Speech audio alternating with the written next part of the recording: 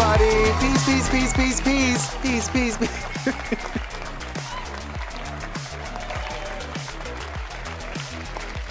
Welcome, everybody. Hello. Hi, Gloria. Pow, pow, pow, pow, pow. Hi, Gloria Rutino, Sarah, Andrea Baranski, Abika, or Abika, Cinnamon Roll, C16621, Jacob, Emanuela, Gloria Rutinos again, Stephanie, MDMT, Sarah, Debbie in the house, Super Filthy in the house as well. Siobhan, Naked Eyes, Flammability, Marina. Then we got Trina, Elijah Ramirez, Amba, Corey Emerson, Linda, Goddess Jules by Nina, Monarch, Nicole Pancakes in the house. And then we got Jeanette Freeland. How's it going, everybody? Anya Helfenstein. Here I go, Jen, Tina and Trina, Amba, Duchess Marie. Hi, everybody. Elizabeth. Hello.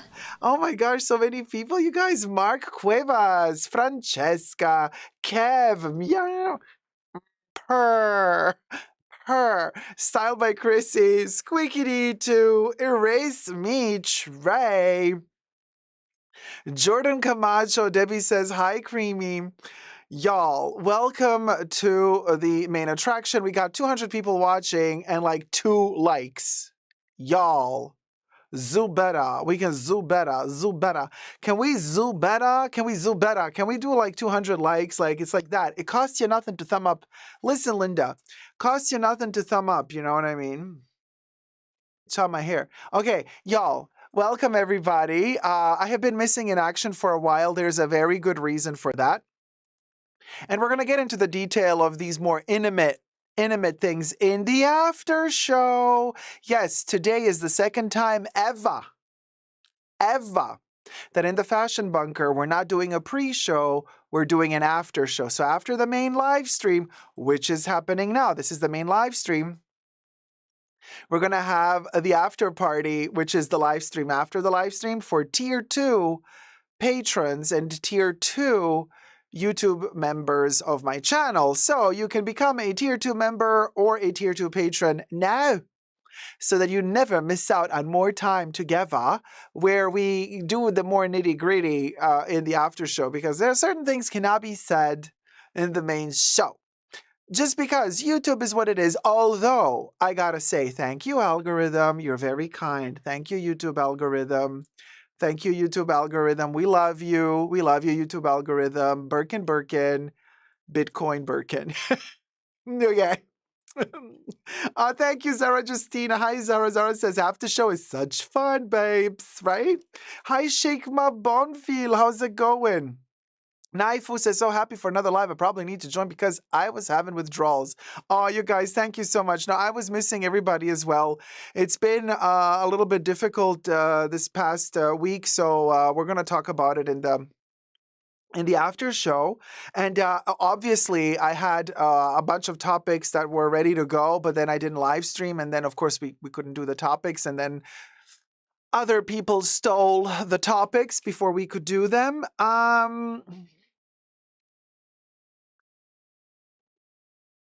Let's just say they can try to snatch a topic. They can try to snatch a topic from underneath our carpets. They can pull the carpet from underneath our fits. From underneath our fits, bush, they cannot deliver the way we deliver. I mean, yes, when it comes to shady fashion news and, you know, all the good stuff, come on. Zone, try me. You know what I'm saying? Naija, Nay, how's it going, sweetie? Congrats on your new Birkin. Oh, thank you.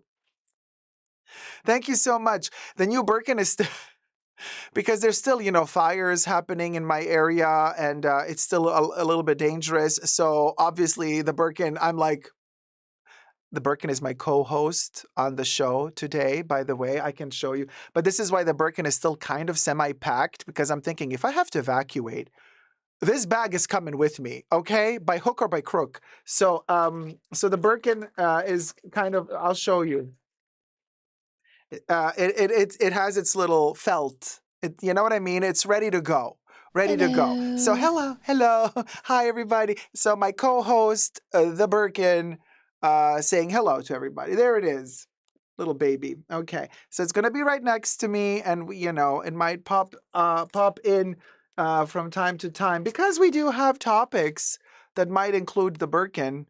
You never know. Although I got to say, we have beat that horse till the cows came home, and we made burgers out of them. We've digested those burgers. We've pooped them out, y'all. Like, can we stop making videos about the work-in? It's enough already. I know some of y'all's. Hi, Sophie. Are trying to milk that cow until the milk goes rancid. But girl, let it go, Elsa. Let it go. Okay, let it go.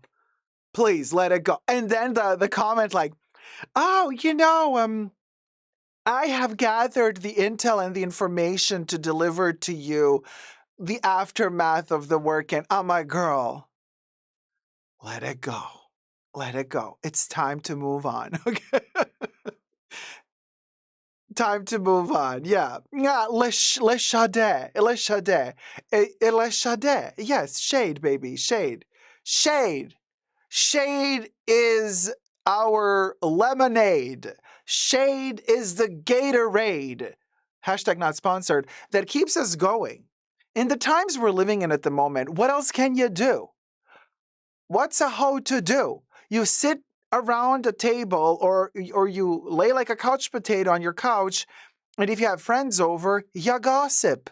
If you don't have friends over, you're on your phone or smart device, whatever you are. I'm on my iPad, and you're sending messages to your friends. And what do? You gossip. You throw shade. I don't think there's another way to get through these dark times. This is it's the only way. Gloria says, Dacob, did you get up and leave and move to Mount Olympus? Because background gorge. Oh, thank you. Yes. It's a little kind of, I'm just thinking, we did the Middle Ages. There's Middle Ages, and we've done it, and then after we've done it, the New York Times comes out with an article saying, "Oh, Middle Ages is coming back in style." I'm like, "Girl, we had hers's, had ours's ages ago. Now, and I'm feeling more the Mount Olympus. Yeah, I'm feeling I'm thinking ancient Greek mythology. I'm thinking cutesy marble stones, broken. The roof is no longer there, but we have the stars to guide us towards better shore. I'm thinking opulence. Yes, Nicole. I'm thinking opulence. I'm thinking history. I'm thinking, the classics. I'm thinking Butter. drama. Yes, I'm thinking pathos. Yes. And I'm also thinking gossip. Because let's be honest here. Who started the best drama? Who invented drama? It was the ancient Greeks. The first dramas happened in Greece, baby. That's why we got this background. You gotta be a little dramatic. Otherwise, what are you gonna do? Seriously. Yeah. If you wish to tip your host right over there, thank you so much. We got one heck of a show for you today. The topics are titillating. Cinnamon Roll says, the scenario on your background reminds me of Il Cielo in una stanza. Kind of Mina, although Mina did her Il Cielo in una stanza in the by Mussolini built Europa, part of Rome, which is a different type of background. A very grape eating sceneries is Trina. Dionysus, baby. That's right, Corey. Bacchus, Dionysus, darling. You name them, we got them. Okay? So anyway, look, y'all, I have a couple of topics because, they've been piling up. These topics have been piling up as I was missing in action. And let me just turn the audio off because this little iPad has a tendency of starting weird audio stuff when I don't need it to. I want to start with the topic that I've been told about a while ago. Well, first of all, one topic, we're not going to film it, but might as well mention it. It is important because fashion, schmashin. Honestly, who gives a diddly squat anymore? But we're going to do it just because the musical chairs of the fashion industry are in full rotation and they're still doing the diddy. Amanda, no, I cannot please turn off the advertisements that interrupt the live stream. The advertisements that interrupt the live stream is what keeps this channel going. If you don't want to see the advertisements, you can pay for YouTube Premium, and then you're not going to see any ads. Or do you want me to work for you for free, Amanda? I know you asked kindly to turn off the advertisements, but yeah, like seriously, guys, use your heads a little bit. We have to keep the show running somehow. So no, we cannot turn off the advertisements. Jeez Louise, guys, seriously. Anyway. No, it ticks me off a little bit. You know why? Okay. I don't want to have a Delta work moment here, but I'm going to have a Delta. Do you want to see me go off? No, I love Delta, by the way. No, here's the thing. And this is something that I've noticed in the comments sometimes, not as much as a few years ago. In the past, it was worse. Now it's getting better. People are not realizing that this is a job. I pay taxes just like you do on everything that I earn on YouTube. I pay taxes. Okay, this is a job. This is not a hobby.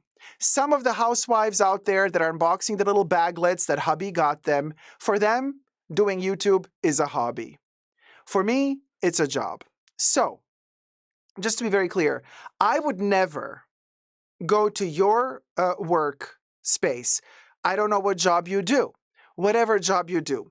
Let's say you work in an office and you do how many ever hours you have your contract to work a day. It would be like me coming to your office space telling you, please stop typing on the computer, because I don't like hearing that while you're doing your job. Or I come to your job and I tell you, oh, let's go for a coffee. And you're like, well, I'm clocked in. I have to work. Oh, you're working? Oh, girl, whatever. Let's go kiki a little bit. Like, you know what I mean? Like this, you guys. So just to be very clear, it's not like I'm this evil creature thinking, let me boycott my own live stream by placing an ad in the live stream. It's, you know what I mean? Like, it's not like I have a choice. Unlike other YouTubers who do luxury content, you don't see me interrupting all my videos telling you, this video was sponsored by, and then some shitty product that nobody wants for 6 minutes straight because they then pay me the money. I don't do those. I don't do those. You know what I mean? I don't do those. So that means that that entire amount of money that could be coming in through those sponsorships is not there. So what's left? The ads that play in the videos is what's left, and for whoever is so kind and generous to actually send a tip. That's it. That's what keeps the channel going. And Sibila says, and YouTube is the one that inserts them, not Dacob. Correct, Sibila. That is correct. YouTube inserts the ads during the live stream, not me. I could fully turn them off, but I can't. If I do that, then I'm earning nothing. So just letting you know. Thank you. Now let's get back to our regularly scheduled program. We got news from Proenza Schuler, or Schola, Schule, Cholet, Cholet, Shola? Anyway, Proenza Schuler, the founders, designers Jack McCulloch, and Lázaro Hernandez. Faces that potentially only a mother could love, but maybe others as well. They have signed their deals with LVMH. Okay, and they're going to Loewe. Okay, they're going to Loewe, which means that Jonathan Anderson is going to probably end up at Dior. So, all that speculation and conversation we've been having about John Galliano going back to Dior doesn't seem to be happening. It appears as though we're going to get Anderson leaving Loewe, going to Dior, and taking over both men and women, allegedly. Everything I say in this live stream and in the videos of this live stream is for entertainment purposes only, not rooted in truths or facts. Everything's alleged and just my opinion. So allegedly. But there you go. There you go. C says, okay, Dacob, pop off with the correct pronunciation. Loewe, how do you want to pronounce it? Lululu? Louis? It's Loewe, okay? So, but it's interesting because where is John Galliano going? He left Maison Martin Margiela. Where is he going? He's not going to Dior. Chanel put a nail in their own coffin, okay, by calling Miss Thing from Bottega Veneta to come over. So bye, Chanel. See ya, don't wanna be ya. And where is Galliano in all of this? Is he starting his own brand again? Because you know what, I wouldn't mind. I wouldn't mind him starting his own brand again, but Corey, he so should have gone to Chanel. I agree. Well, because what else can you do? And then in other news, of course, Donatella Versace is a little bit, of course, we're worried for Donatella because, they're going to sell her brand. The actual sale with the Americans didn't go through. Now Prada is apparently going to buy Versace. Really sad. Really sad. Of course, we're worried. We're worried. And then we don't know if Donatella is still going to have a job. They might kick her out of her own job. I mean, maybe she wants to retire, but then that's another issue. We are worried for Donna. Hopefully she's going to do well, and hopefully she's going to stay at Chanel. Donatella Versace at Chanel, though. That was a lapsus. I just did this error. What a Freudianic slip. Could you imagine? Chanel! Honestly, though, we never thought of this. This is a great idea. Yes! This, honestly, though, Donatella Versace at Chanel, I say yes. No, but just say it. Right, Mitra K? I might be onto something. I think Donatella would be very, yeah. Sarah says, didn't she mention in an interview that she's good friends with Miuccia Prada? Potentially. I mean, probably if Miuccia were to buy, if Prada buys Versace, I do believe that Prada is going to be like, okay, Donatella, do you want to keep working? What you want, girl? You know what I mean? Like, and then Donatella decides probably. Gloria says, yes, want to see what she would do. Give her carte blanche and let's go. I think Donatella would be like, girl, bring Chanel back to life, says Kat. Exactly. I mean, we got to resuscitate that brand, y'all. Chanel ain't doing that well. MS says, it would spice up Chanel, which has been slipping. MS, I agree, and I don't think that Mathieu Blazy is gonna will go. I don't see it.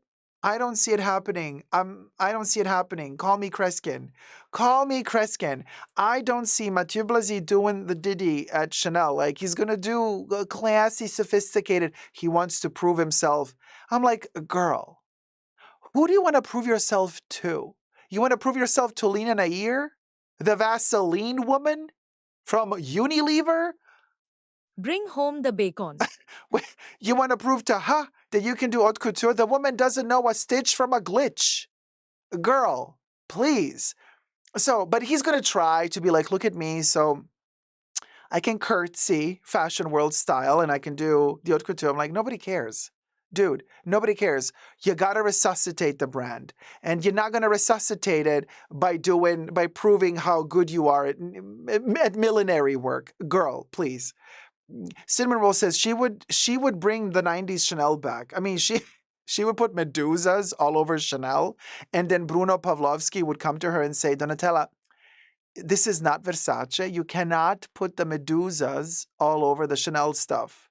And then she would be like, oh, sorry. Sorry, Bruno. Ah, ho capito. Okay, okay. So I put a little medusa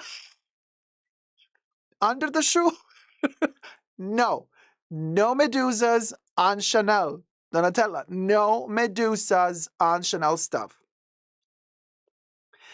She would figure it out. It would take her a minute, but she would figure it out. You know what I mean? Anyway, Squickity says, LOL, Unilever, OMG, Dacob spicy today. Now, let's call a spade a spade. Speaking of Chanel, let's deliver the news.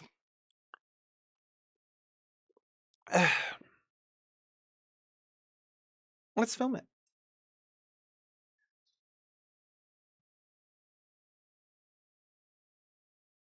Is it coming? Is it going? We don't know. Can't see very well from this angle because I got bubbles in front of me.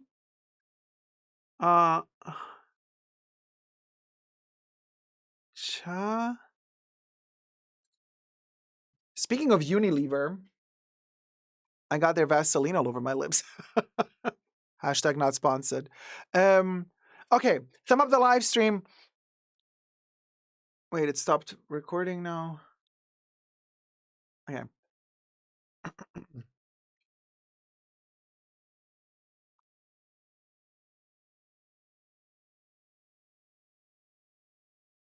Yeah, great. We're recording. That's fabulous. I don't have the news though. Hold on, y'all. Ah, here it is.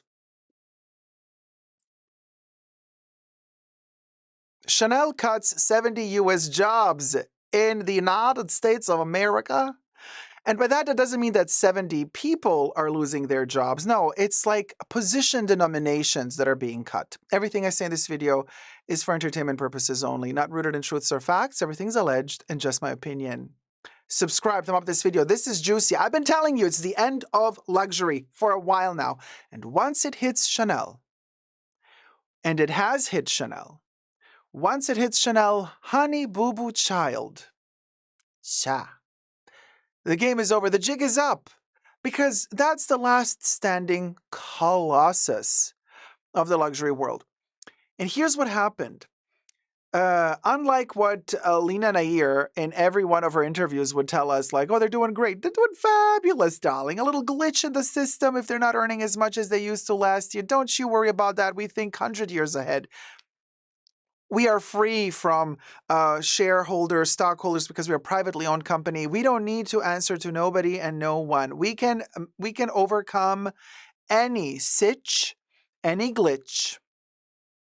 I just wish Lena would know the difference between a stitch and a glitch. Ah, the haute couture moment there. Okay, anyway, so we'll go. So she was like telling us everything is fine, everything is fine.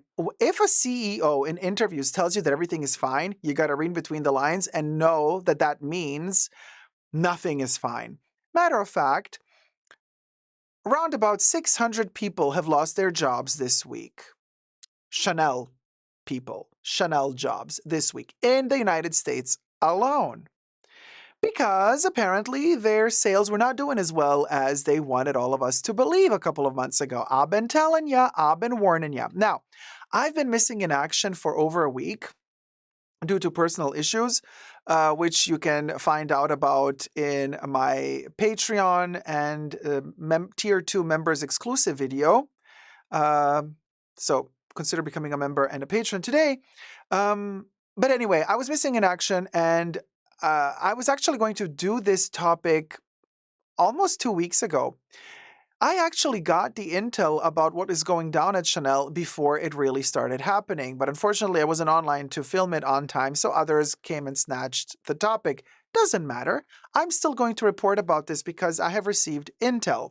Now I'm going to repeat allegedly a lot while you subscribe and thumb up the video. Let's get to 100K subbies. We'll go. We're almost there. Thank you so much for everybody who's been subscribing, because like it's been a whirlwind, as Stewie would say from Family Guy. Thank you guys so much. So I did receive an email message, and obviously I was asked to keep the identity of the person secret because the person who sent me the message works at Chanel. Okay. So I'm not going to disclose what position they actually have at Chanel, and I'm not going to disclose to you which location, okay? Because we got to keep our intel secret. However, the intel did tell me that I can convey to you what they have conveyed to me. And this was a couple of weeks ago, basically before the news hit the news. You know what I mean? Like every news outlet now is reporting about it. But I have been sitting on this intel for a while, and here is part of the message that I received. Our anonymous writer writes, after I saw your video about the Chanel China layoff, which, by the way, happened a couple of months ago, and I did report about that as well. So this lovely person watched that video and said, I can confirm this is happening in the US as well. Allegedly, everything allegedly, okay, you guys? I can confirm allegedly, I'm adding the allegedlys, that Chanel is laying off workers. People are very upset and crying, allegedly. Chanel at department stores like Neiman's are laying off half of the teams, allegedly. Chanel, the company, is very organized right now. The reason Chanel is giving the layoffs is that the performance, allegedly, of the company as a whole made them have to make that decision. Very unorganized. Well, they didn't spell it, of course. It says organized. It says very organized here, not unorganized. Unorganized. Sorry. Chanel, the company, is very unorganized. The un was missing in my copy and paste of the message, but in the original, it's there. So Chanel, the company, is very unorganized right now. The reason Chanel is giving the layoffs is that the performance of the company as a whole made them have to make this decision, not the performance of the individual workers. Allegedly. Now, what does this mean? This means basically that they're not doing very well sales-wise. And so their markups, upping the prices, hoping that, well, if a bag costs double the price now, we don't need to sell it to two people. We sell one bag to one person. That one person is paying the price of two bags. That strategy kind of backfired. They tried to cut costs with their shopping bags that fall apart the second a drop of water falls on them. They turn into paper mache. They saved a ton of money there. That apparently also backfired because 600 people allegedly are losing their jobs now. So what else did they try to do? Well, the quality of their leather since several years now has been slacking and lacking, and I can attest to that in first person because back in 2022 was the last Chanel bag that I purchased, the 22 bag, which started peeling. The leather started peeling, or leather, so they say it was leather, 20 minutes into me wearing it for the first time ever. Bought it from a Chanel boutique. That video is still up on my channel, by the way, go check it out. June 2022. Roundabout is when I posted it. And so they saved money on their leather, I would presume, right? Then they started increasing exorbitantly the prices of their perfumes. I mean, these used to cost around about $200. Now they're $500. Price increase imminent, beginning of February. They're allegedly going to jump up to $525 or $550. I haven't received confirmation yet if it's going to be a 5 to 10% price increase.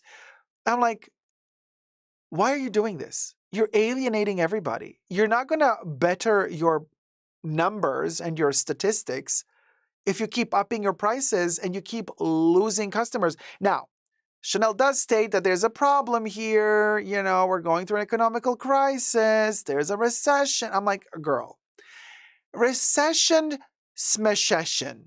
Okay? Because people are still buying expensive stuff. People are still buying Hermes products. People are still going to other places and buying. But people are aware when you're ripping them off. I have to say allegedly again. At a certain point, you're charging more than Hermes charges for Birkin, for your bags, Chanel. And they ain't even handmade. Not even and the leather isn't good. Who wants a timeless classic double flap for like $11,000, $12,000? And I'm already stretching it. That's a $3,000 to $4,000 bag, tops, and that's already a lot. It's not an 11 to 12,000. But you want to play all holier than thou. You're the Olympus of luxury fashion, so the prices have to.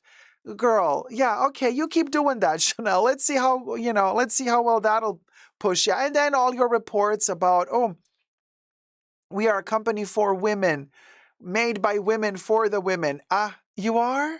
Really? And yet, Virginie Viard, who just so happens to be a woman, ran from you. She ran back in June 2024. She did not want to have anything to do with you. And I mean, the conditions apparently were not so, allegedly, right? Because Chanel likes to make it sound like they fired her. I don't believe that. Personally, I think she walked because she was like done with it. So I'm like, an environment for women? And you have a woman artistic director leaving? And you want us to believe that you have a healthy environment for women? Oh, and then now you're hiring a man to come in. You're not hiring another woman to be the new artistic director of Chanel. No, you hired another man. And that man is like as lackluster as they get. I'm sorry, maybe he did a great job at Bottega Veneta, but girl, watch the empire crumble like a cookie, like a stale cookie. It's going to fall apart. Watch, you'll see. There's no vision. There's no vision. There's no vision. There's no vision. There's no Karl Lagerfeld anymore. I mean, like, I don't think that Mathieu Blazy is going to be capable of delivering for every single collection. They got around about 10 a year now. A full-blown concept for every collection. Even Virginie Viard wasn't really capable of doing it. But at least I liked her personal vision. But it's all the collections just blend into each other. You don't even know the difference between them anymore. When Karl was there, love him or hate him, a lot of his choices were choices, but we remember every single collection. He had that power. He had that magic, that savoir-faire, that je ne sais quoi, that something that would make you remember every topic, every collection, every theme, every thread. It would be very clear. And it does take a genius to reinvent the 5 elements that are the codes of Chanel. It's not like there's like a gazillion things you can do. How many times can you redo a camellia? He managed to redefine all of the language of Chanel time and time again with every single collection, and we would remember them. The art collection, the data processing collection, the airport collection, the supermarket collection, the electric windmills collection, the barnyard collection, the underwater mermaid collection. You know what I mean? The Egyptian collection, the La Pausa cruise collection. We remember all of them. All of them.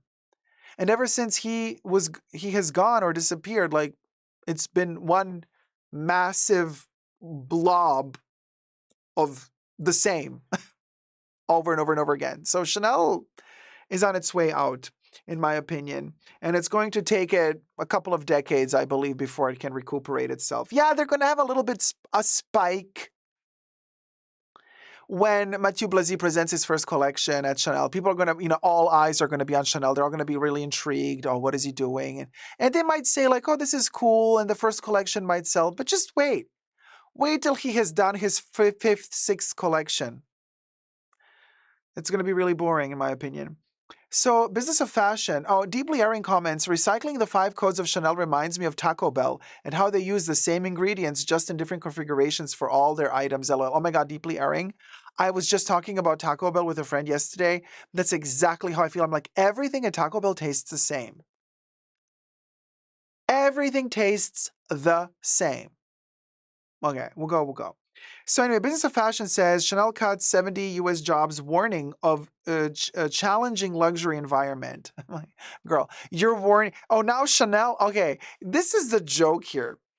We have been warning Chanel since years. Well, I have been warning Chanel since years on my channel, telling them, hey, you got to slow down with the price increases. You're way too greedy. You spent the entire pandemic literally tearing the money away from people and upping your prices so aggressively. It was so vulgar to experience. Coco Chanel always said the opposite of luxury is not poverty. The opposite of luxury is vulgarity. And the way that that company behaved after Carl passed away and how they were upping their prices under Lena Nair, might I add, is vulgar, in my opinion. Disgustingly vulgar.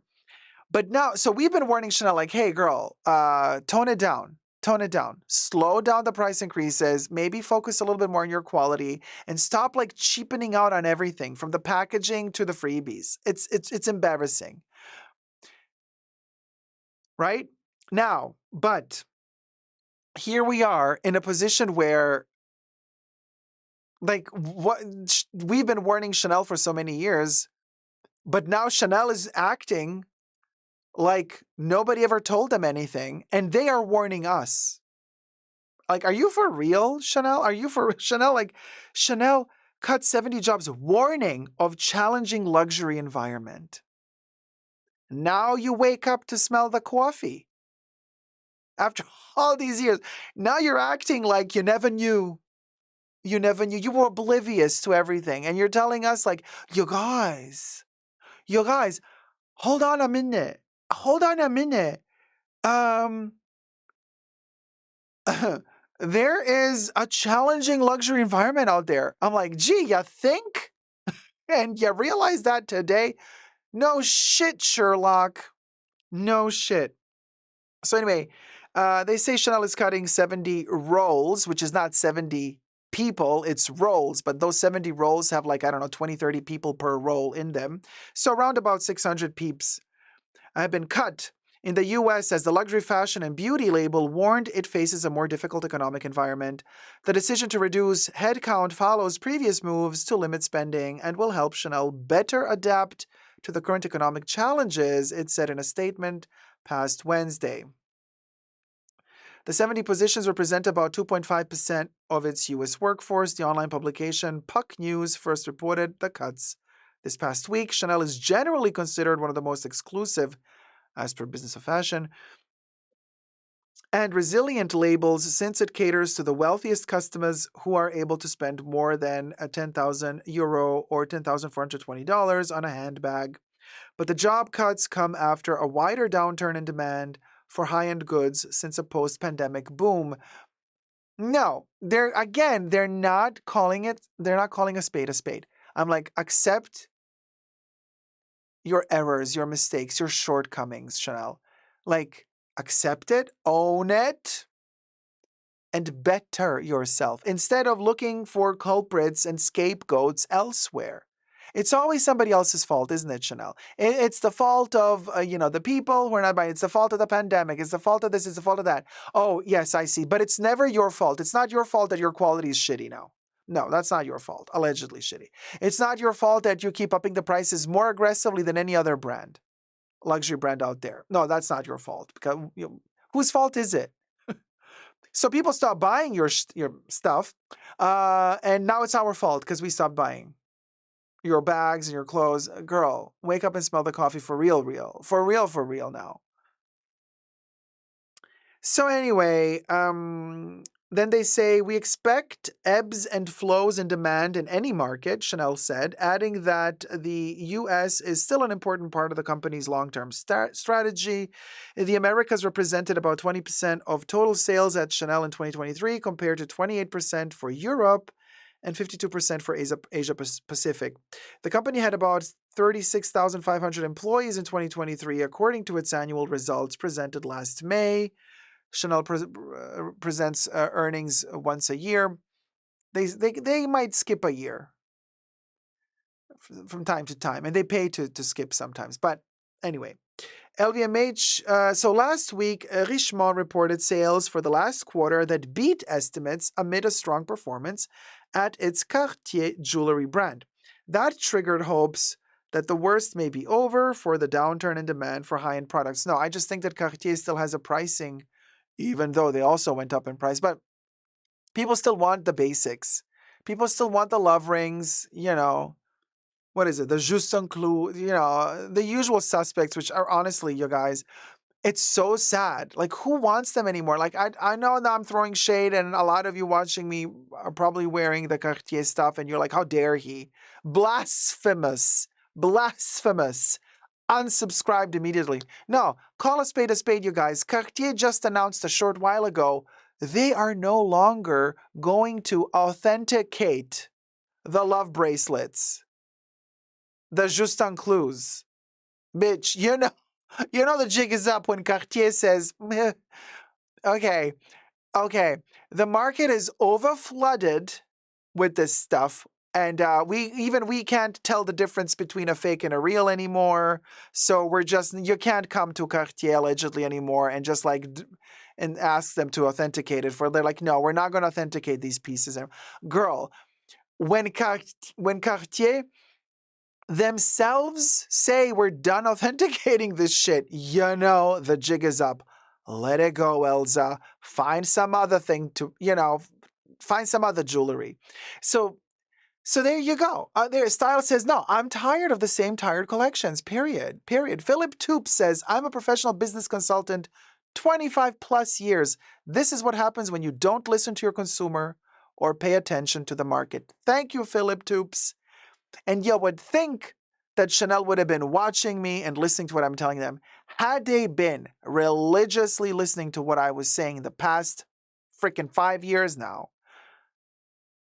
I was giving them the intel for free. I wasn't even charging Chanel, consultancy fees, which I would charge for a brand. I was giving them the free shit in my videos. No, you think they gave two shits? No, they're above it. They're above it. The arrogance, you know what I mean? The snobberia, darling. Okay. They are like so full of themselves. They're like, we're the best. How dare you, peasant? Peasant, how dare you even try to... What do you think you are? Who do you think you are? Pfft. But they watch. Trust you me, they watch. They watch. But it's also the nepotism at a certain point. It's just like, you can't. Anyway, good luck to them. What can I say? LVMH, Moët Hennessy, Louis Vuitton SE will report earnings on January 28th. Let's see how they did this time around. Chanel is owned by Alain and Gérard Wertheimer, whose fortunes are estimated at about $46 billion each. I would love to go visit them in the Cayman Islands. According to the Bloomberg Billionaires Index. Isn't that fascinating? So yes, I've been sitting on this intel of the layoffs for almost 2 weeks now, or 3 weeks, but I wasn't streaming, so I couldn't deliver the news to you. But then, in the meanwhile, the news broke on Business of Fashion and other news outlets, so now it's everywhere. People are making videos on YouTube. So are we a little bit late to deliver our video on this? Yeah, potentially, but like I said earlier, it's how you deliver that makes the difference. So subscribe, thumb up the video, stay in the loop. Stay in the loop. Now, do I still love Chanel and the heritage of Chanel and Coco Chanel? Of course I do. I love Chanel. I always have. This is why it touches me so much. I wear my Chanel necklaces, my Chanel rings. I buy gallons and gallons of their overpriced perfumes. Like, I wear Chanel all the time. Love it. But I stopped buying their leather. I'm sorry, I'm gonna do that no more. Not gonna happen. You gotta better your leather. And you gotta better your prices, Chanel, and then we can talk. You can also better your designs, to be perfectly honest with you. Anyway, thumb up the video, subscribe. Let's get to 100K sooner than later. Love you loads. Never give up on love. Let me know your thoughts down below. Bye. Mwah. It's never too late to inform or influence. Hi, Lois. Yeah, I agree with you. Kolu says, also, it's who delivers the message. Your trusted Dacob. We see and know the passion and expertise. Aw, Kolu, thank you. Very kind. Thank you so much. PB&J says, Dacob, long-time watcher. First time being a live audience. Well, PB&J, welcome. Welcome to the live chats. We are a rowdy bunch, but we don't bite. Just give a thumbs up. Thank you, Kuma. Thank you so much, Kuma. Thumb up the live stream. Let's get to 200, 300, 400 likes. It helps tremendously, the algorithm. Let's play the tips. Ayla, thank you so much. Thank you, sweetie. Mwah. Ayla donated $15. Hey, Dacob, I have missed you. Oh, I missed you too, guys. I am going to reintroduce Bubbles. We are going to put all of the tips on bubbles. Believe it or not. So we got Isla. Okay, I'm going to add Isla here. So we're basically going to create this entire bubbles head with all of your tips that have been coming in throughout the weeks and months. So, and I'm trying to make it look as artistic as possible. Isla, there you are. Make it a little bit thicker. You don't really see the pink on camera as much, but it's there. Let me make it a little bit thicker for you. That's what she said. There you go. It's more visible now. So let's put Bubbles back on her little pedestal. Thank you so much. Oh, Kat has become a member. Thank you, sweetie. Oh, we have gifted memberships? Hold on, you guys. Troy G gifted 5 Super Dacob memberships. Thank you so much, Troy G. We got Kat was gifted a membership by Troy G. C was gifted a membership by Troy G. And then we got Cameron was gifted a membership by Troy G. And Gareth Lloyd was gifted a membership by Troy G. The Luxury Bucket List was gifted a membership by Troy G. Thank you so much, Troy G, for gifting the 5 Super Dacob Tier 1 memberships, and welcome to all the new Tier 1 members. Start using your emojis now. And have fun. You got 1 month membership, Tier 1 membership. So yeah. Akolu says, this is like my Saturday night slumber patty. With the Boston accent, of course. 'Twas a gift from Troy. Thank you, Troy, says Kat. Hi, Lori. How's it going? I missed you. I was so worried. Thank you for coming back. No, I'm here, y'all. Troy is a real one, says MS. Oh, let me take a sip of the tea. Akolu says, I'm from Queens, New York City, but love the Boston accent, period. Jump into the car and drive over. Come on over to the fashion bunker. Jump into the car. So who is unemployed? The Chanel workers are unemployed, babes. So what else happened? We're going to film another topic. Let me just add some makeup on. What else happened? Well, while I was missing in action,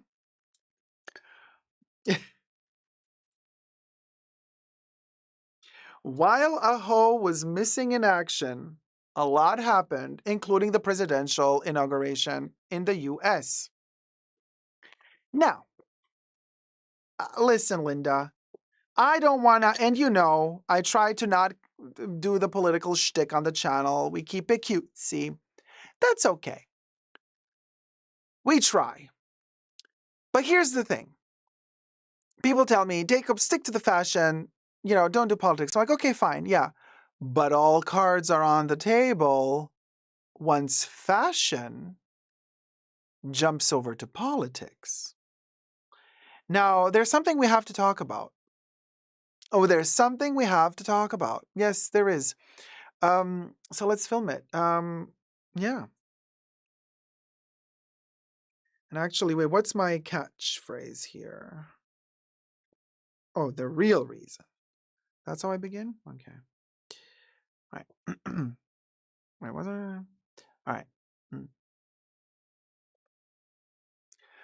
Methinks there's something rotten in the state of Denmark. And as Rosen Island and the Golden Girls would say, it's their cheese. Well, maybe it's the cheese. Maybe Shakespeare overstepped a little. But Bernard Arnault, the owner of LVMH and Louis Vuitton, was sighted and seen at the United States of America presidential inauguration. And he was a guest. He was Donnie's guest. And so here's the thing, right? We don't zoo politics on this channel. And honestly, you guys, I love my viewers, and a lot of you are, all sorts of voters. There are people on my channel who voted this, who voted that.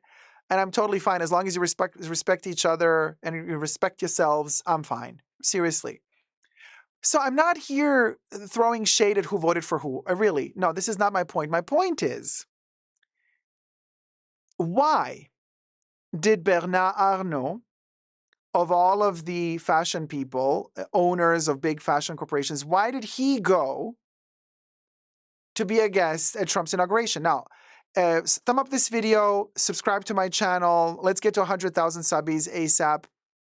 I got some tea, you guys. Like, what's the real reason why Bernard Arnault went to the presidential inauguration? Everything I say in this video, of course, is for entertainment purposes only, not rooted in truths or facts. Everything is alleged and just my opinion. Let's get to it. Thumb up the video, you guys. Okay, let me blend in a picture from the inauguration. Okay, so here's Donnie. Here's Baron. I call him Baron. He has his moments. Klobuchar, JD, he always sits with his legs open as if he's carrying. But anyway, so we digress. Here. Oh, by the way, this is, sorry, my finger doesn't go all the way that far, but you see Elon Musk is behind JD's wife. So Elon Musk is like all the billionaires, the technocrats, all of those, Mark Zuckerberg was there. They're all sitting on this side of the aisle. That's Melania over there. So they're all there, right? Bernard Arnault did not make it into the front row. Okay. And by the way, first you have here vice president, right? Then you have Trump's family, and then you have all the donors. That's how it works. But Bernard Arnault is not here. No. He's on this side. There he is. But this seat is Donald Trump's seat, by the way. So Donald Trump stood up here to give a speech. Anyway, here's Bernard Arnault. Right here. That's Bernard Arnault. That is his son. And that is Bernard Arnault's daughter. Okay, so let me move to the middle. So, and here we got Joe. Here we got Kamala. Here we got Hillary, Bill, Jill, Kamala's hubby.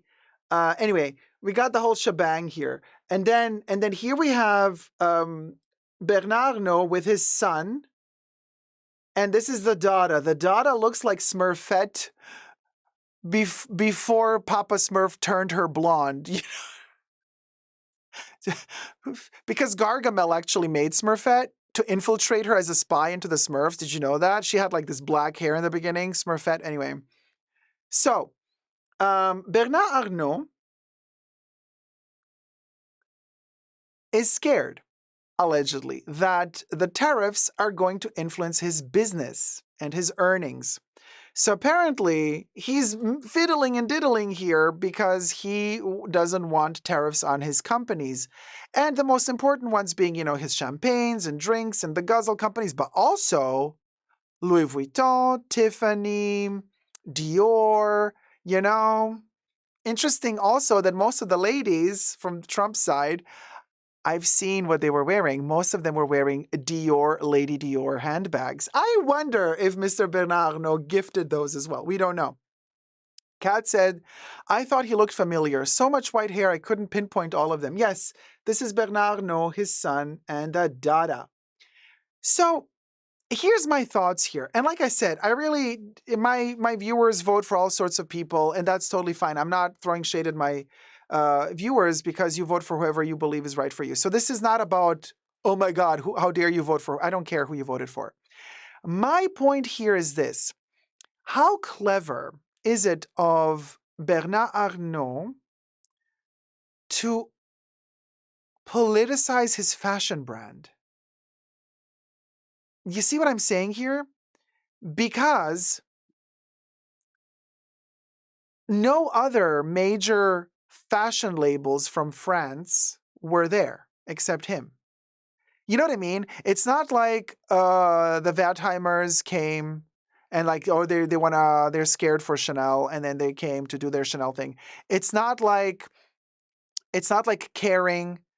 Kering also owns a ton of brands like YSL. And so it's not like Kering came and they're like trying to figure out how to do their tariffs, blah, blah, blah. I know that Bernard Arnault has a factory in Texas for Louis Vuitton where they manufacture some of the pieces from Louis Vuitton. And they have had this before the Trump era, you guys. For the longest time, LVMH was producing also bags in America. In fact, if you go on the Louis Vuitton website and you click on the Speedies or on their classic bags like the Neverfull, most classic pieces, and you click on the description and you scroll all the way down, at the bottom it's going to say, this item can be made. If you order it online, you don't get to choose where it's made, right? They send you the one that they have in stock, but they say this item can be made in the USA, in Italy, in France, or in Spain, right? So technically, he's already been manufacturing in America, hence avoiding the tariffs. So I'm like, you already have a factory in America. Why are you worried? Why are you worried for the tariffs? You can just manufacture all your stuff in America and you're good to go. But no, he still came and he still wanted to be visible and present, but he apparently was not strong enough and powerful enough to be pushed front row. He was not on this section. He was in that section all the way in the back. So I'm like, oh, bless. Bless you, Bernard. And, but of course, we're worried. And the Daily Mail is reporting, saying that there is more than one connection to this story. I'm like, oh, fashion playing Dynasty here. Fashion is playing Dynasty. Remember Dynasty? Alexis and Crystal Carrington, the cat fights. Oh, honey. So listen to this. So on Monday, LVMH billionaire Bernard Arnault and his heirs attended Donnie's inauguration in Washington, right? But there was allegedly a very specific reason why he was there. According to the New York Post, Arnault, whose company owns a multitude of luxury brands like Louis Vuitton, Givenchy, and Fendi, was there in an effort to support the new president in hopes to avoid tariffs on his luxury brands. Since taking office on Monday, Trump has warned global business leaders that they should start manufacturing their products in the United States, as it would lead them to avoid import tariffs and have the benefit of paying low tax rates, according to Reuters. Now, the 70-year-old issued the caution on Thursday. I love how the shade of this article. Through a video conference at the World Economic Forum in Davos in Switzerland, explaining that there would be new U.S. tariffs of differing amounts for all countries. My message to every business in the world is very simple. Come make your product in America, blah, blah, blah. Okay, anyway. So Arnault, who is the wealthiest man in France and fifth wealthiest in the world, attended Trump's inauguration with his son, Alexandre, and his daughter, Delphine. Alexandre is the deputy CEO of Moët Hennessy, while Delphine is the CEO of Dior, both of which are owned by LVMH, of course. Now, he's someone Trump really looks up to and wants to make happy. One source told the New York Post about Arnault. The Daily Mail reached out to LVMH for comment. He and his children were seated 2 rows behind former President Bill Clinton and Hillary. In 2024, the LVMH giant saw their first quarterly sales drop. And here's a big problem. Their sales are dropping and they have shareholders because they're a publicly owned company.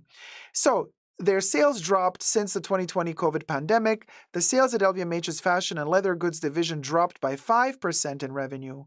A slowdown in China, the world's second largest economy and a crucial market for luxury goods, has hit demand for expensive handbags, watches, and clothes. When Trump was in office during his first term, he and his daughter Ivanka visited the Arnault's leather factory in Texas, which boasts over 100,000 square feet. The factory, which is where they make some of their popular Louis Vuitton handbags, was newly opened and meant to employ 500 people.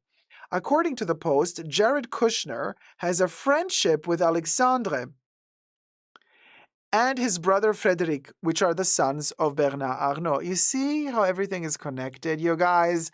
Everything is connected. Both of whom he has known since before he even met Ivanka. Aha! The plot thickens. So, and since he announced his re-election campaign, Alexandre, Bernard Arnault's kid, supported President Trump at various rallies and meetings. The source also alleged to the Post that one of the reasons why Trump appointed Kushner as the ambassador to France was to strengthen ties with the Arnault family. Now, and thoughts run through my head. Thoughts run through my head. One of the thoughts that runs through my head is, I mean, look, I don't think that what's his name? I forgot his name. The designer for the female section of Louis Vuitton, Ghesquière, Nicolas Ghesquière. So I don't think that Nicolas Ghesquière cares, right? But Pharrell Williams is American. Pharrell Williams designs the male collection for LVMH. Pharrell Williams, who usually, declares himself as quite liberal. I don't know who he voted for, but I'm like, so Pharrell, you know who your boss is supporting. You're telling your fans of your music and the fans of your designs for Louis Vuitton, you're predicating a certain type of liberty of behaving in a certain way that apparently does not go well with what Bernard Arnault thinks. And yet, so doesn't that, like, for the fans of Pharrell Williams out there, doesn't that look to you as if he kind of sold out a little bit? You know what I mean? For a big fat paycheck? You know what I mean? Like, wait, wasn't Pharrell the one who had like these really strong views and opinions? And like, Pharrell is like, you know what I mean? Fighting the good cause. And I'm like, but you're working for the man, Pharrell. So what does this tell us about Louis Vuitton? You see what I mean? When fashion stays out of politics, good. But when it fiddles and diddles with politics, then things get a little bit iffy. Like, does he care that he might potentially lose a lot of clients? This is what I'm asking myself. Because some people might be kind of turned off by this, Some people might be super happy by this.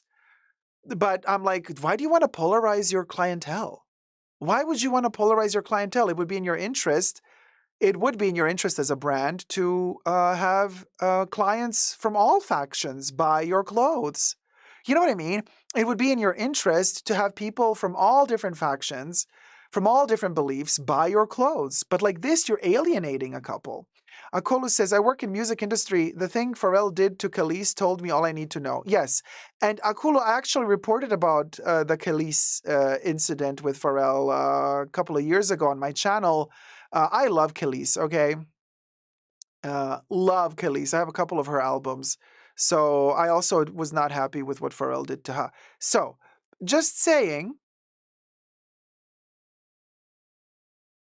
it's a little bit, it leaves kind of a sour taste in your mouth, doesn't it? Well, first of all, LVMH left a sour taste in my mouth because, like, their uh, pricing policy since the pandemic was really cringe in my opinion. But then the quality also started going down in my opinion, and then everybody was like happy. Finally, we're gonna get Takashi Murakami collaboration again 20 years later, and then that flopped because for some reason they didn't want to manufacture enough pieces.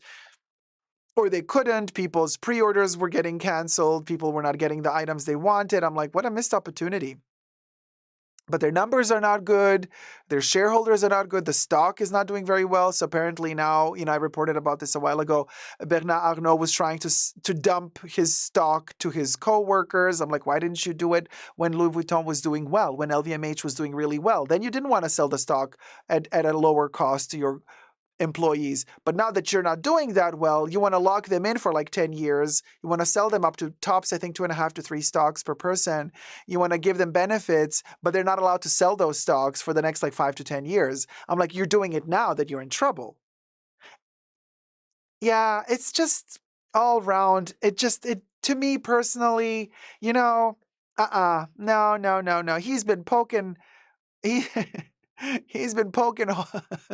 He's there's way too many holes in that Swiss cheese, and he's been trying to stuff those holes with stuff that ain't kosher for YouTube. Okay, so anyway, allegedly, just saying, it just feels a little bit desperate to me. You know what I mean? The other brands who earn way less than Bernard Arnault, because he's the richest man in Europe, they said, the richest man in France for sure, the 5th richest in the world, and he has to stoop so low to do all these weird little escamotages.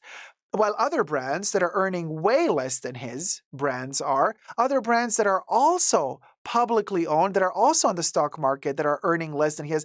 They didn't have to stoop to all these escamotages, like doing the weird stock stuff with their co-workers, lowering the quality of the bags, publicly jumping into politics. I'm like, what do you guys think? I mean, let me know. Let me know. Like I said, for me, it's just strange seeing a fashion person, like a person who owns LVMH, like here of all places. You know what I mean?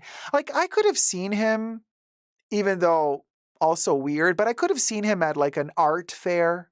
Also has nothing to do with fashion, although art is becoming more and more like design. But like I could have seen him doing some form of, if you buy artworks, especially in America, that's tax deductible. Like I could see him investing in art, even though that's also a little bit like, yeah, okay, he's not really an art connoisseur. You know what I mean? But like, I would say he has enough money. He doesn't need more. Spread the wealth, honey. Spread the wealth a little bit. Why do you gotta keep stocking up all that wealth? It's so annoying. You know what I'm saying? Very, very weird. And here's one last thing I want to leave you with. This is very, very sus. So basically, so the Daily Mail previously reported that Bernard Arnault and his children have a succession-style relationship, making nod to the famous show about the fictional patriarch Logan Roy, who is trying to decide which one of his children will inherit his media company. The family is said to have lunch together once per month, something that Bernard Arnault allegedly uses as an opportunity to ask each of his children for advice on his business. Their answers over the grueling 90 minutes, where Arnault effectively auditions them to see who will take over the billion-dollar family business, will help decide who will replace him as the head of LVMH and its brands Louis Vuitton, Christian Dior, and Tiffany & Co. Arnault is not only father of Delphine Antoine, but also Frédéric, 29, and Jean, 27. Girl. Oh my God. I mean, I would have had a few mental breakdowns if I were a part of that family. Like, no, this is Zozoet. But let me know your thoughts down below. What do you guys think? Thumb up the video and subscribe. Let's get to 100K. Love you loads. Take care. Bye. Mwah.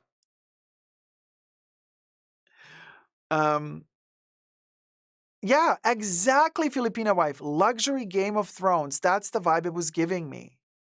That's the vibe it was giving me. Ernest Khan is like, he is bad. Evil. Evil. A little philanthropy would be wonderful from LVMH, says Trina. We'll go. You can never have too much money, says Naked Eyes. Oof. Kev says, maybe Bernard could convince Wintour to make up with Donnie and put Melania on the cover.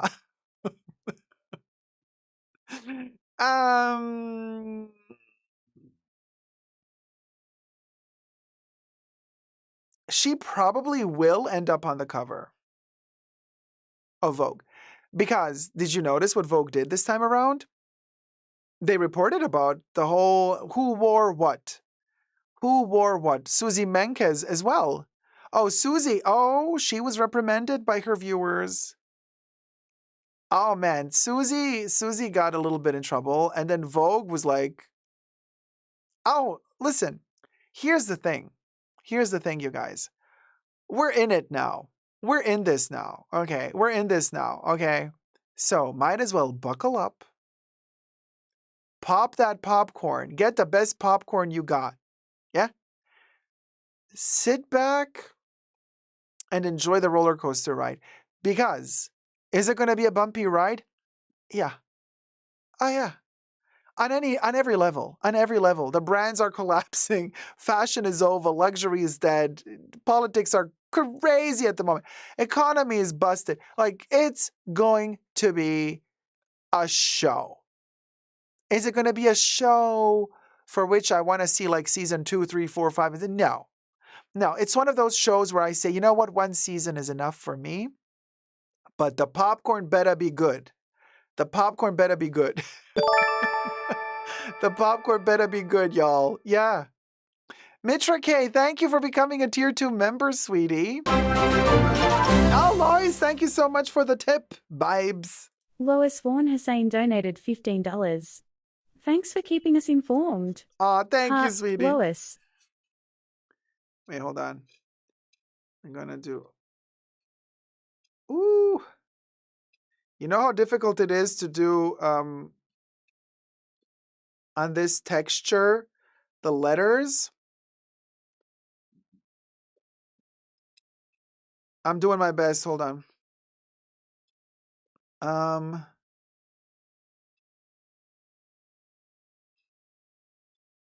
Ooh.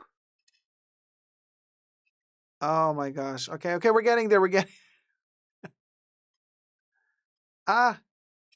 Oh no, I can't fit the whole way.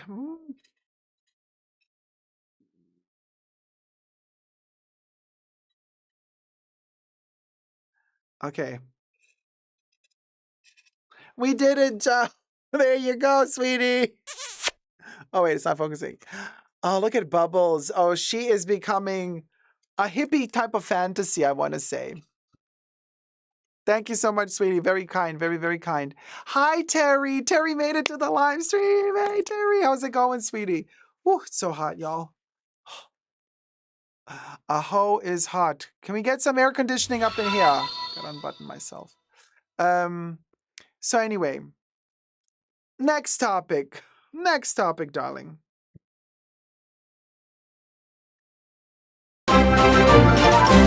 Oh, Grant, thank you so much. Wait, hold on. I got a blue one for you. Grant Ramirez donated $5. Did we do the thicker one? Yeah. Grant Ramirez.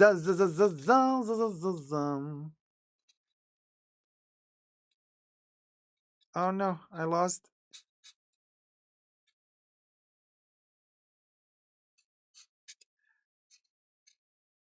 We're zipping it and zooing it.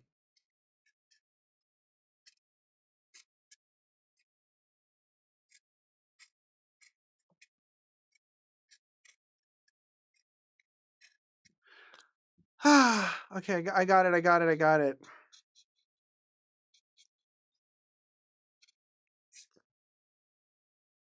There it is. Hello, everybody. It's Bubbles, the bot. Oh man. So why did Lauren have her bra out at the inauguration? So odd. I don't know. I guess she thought that was bougie. Maybe she was like, "Hey, look at my tatas. Aren't they purdy? Oh, Terrie, my love. Oh man, thank you so much. Teresa McGuire donated $40. You shouldn't have, Terrie. We so had this happy talk. to see you streaming. Thank Missed you. you. Oh, I missed you too, sweetie. Wait, hold on. We're gonna do orange. Thank you, Terrie. Hold on. Wait. Why did this thing change color? It's like two different shades. Let's do Terrie.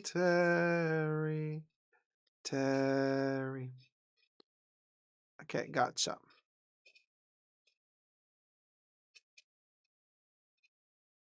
Oh, and on another note, you guys, also connected to LVMH and well, actually Louis Vuitton in this case. So with the Takashi Murakami stuff, right? I like the scarves, the silk scarves. I showed you in the last live stream or 2 live streams ago, I showed you like the Murakami silk scarves that I have from 20 years ago. And online, when they restocked for a second, they restocked the silk carré with the panda and stuff, and I ordered it, and they did not send it. And I kept writing them in the chats. I'm like, hey, like you said it would arrive by that date. It didn't. They're like, oh, just wait another day. We'll ship. I'm like, it's not even shipped. So today I called them and I'm like, you know what? This has been way too long. You took my money immediately the second that I order this piece, but you're not sending it to me. And it's been 2 weeks now. Give me my money back. I'm canceling my order. I canceled my order, by the way.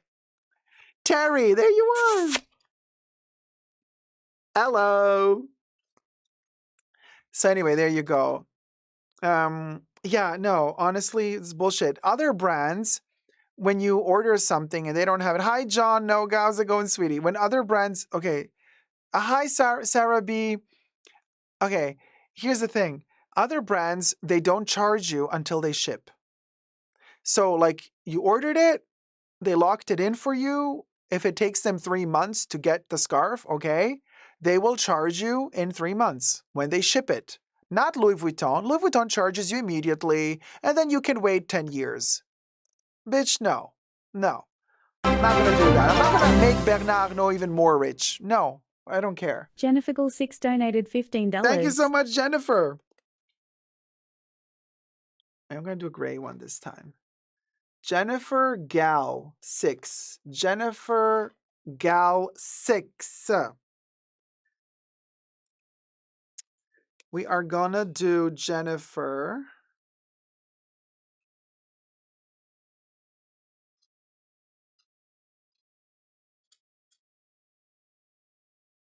Sorry, guys, I'm focusing with the spelling here. That's why I kind of go a little bit silent. You understand.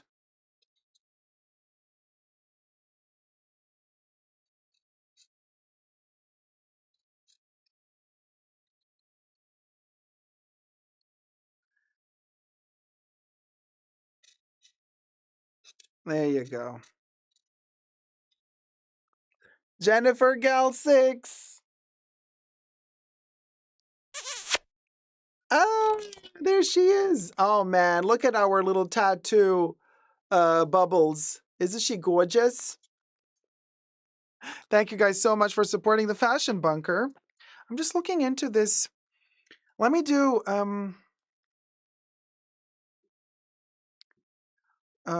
it's giving bordello, please, Lorna. Oh, yeah, it's giving a little bit. Yeah, the tatas. Mm-hmm. Sarbi says, waiting for shipping is so frustrating no matter what the price point, but when you are spending on something expensive, it's even more annoying, definitely. So wait, you guys, I have some Chanel intel that just arrived.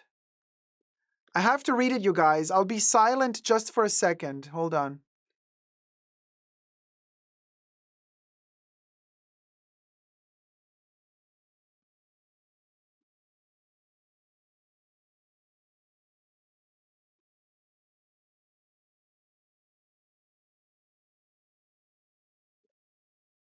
Um,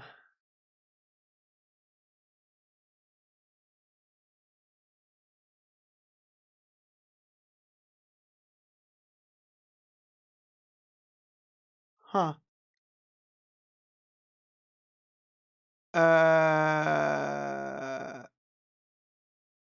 Okay, but that has passed. Okay. So wait, is that in New York? I need to read that again. So apparently there's a note from the Chanel Atelier, which is, I think, the one in New York for beauty and makeup. And they're informing their clients, saying a note from the Atelier, thank you for supporting our one-of-a-kind beauty workshop and contributing to this special community. We would like to inform you that the space will be closing January 18th, 2025. You can access your profile and book services through January 10th. Although this chapter has reached an end, it has paved the way for numerous innovations to come. Your patronage is deeply appreciated, and we look forward to connecting with you in other ways. I don't know if they always planned to kind of close the Atelier, but if they closed it earlier than they thought they would, they're doing worse than I thought they would be doing. Kev, can you report to us? Do you have any intel on the Atelier? Was it always supposed to close on January 18th? Kev says it was kind of meant, to be honest. F. Del Mar, smoker's voice. Hello, darlings. Kat says, I was lucky enough to have the order fulfilled, so it all worked out. Just seemed sketchy about Louis Vuitton.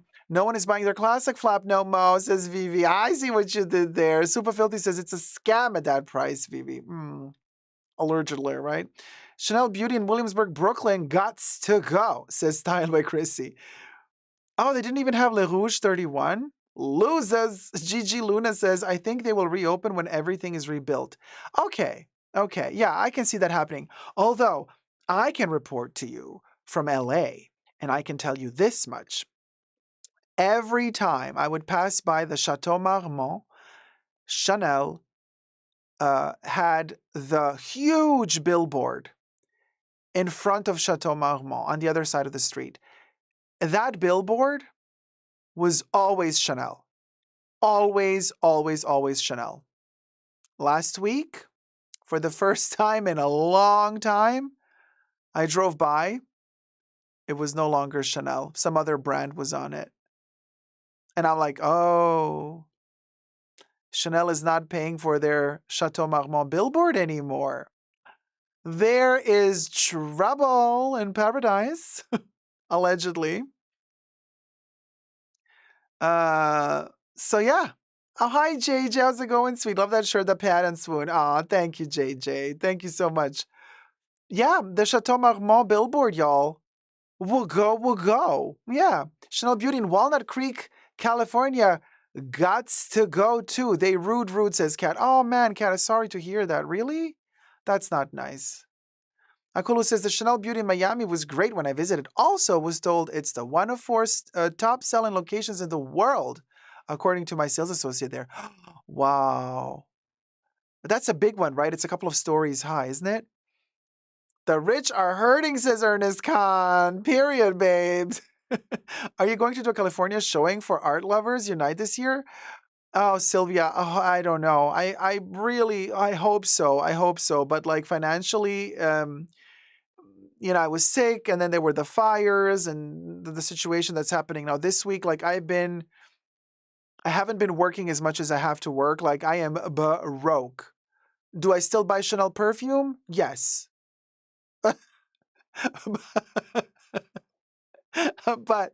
but you know what I'm saying? Like I need tens of thousands of dollars to do a premiere in LA, which will happen.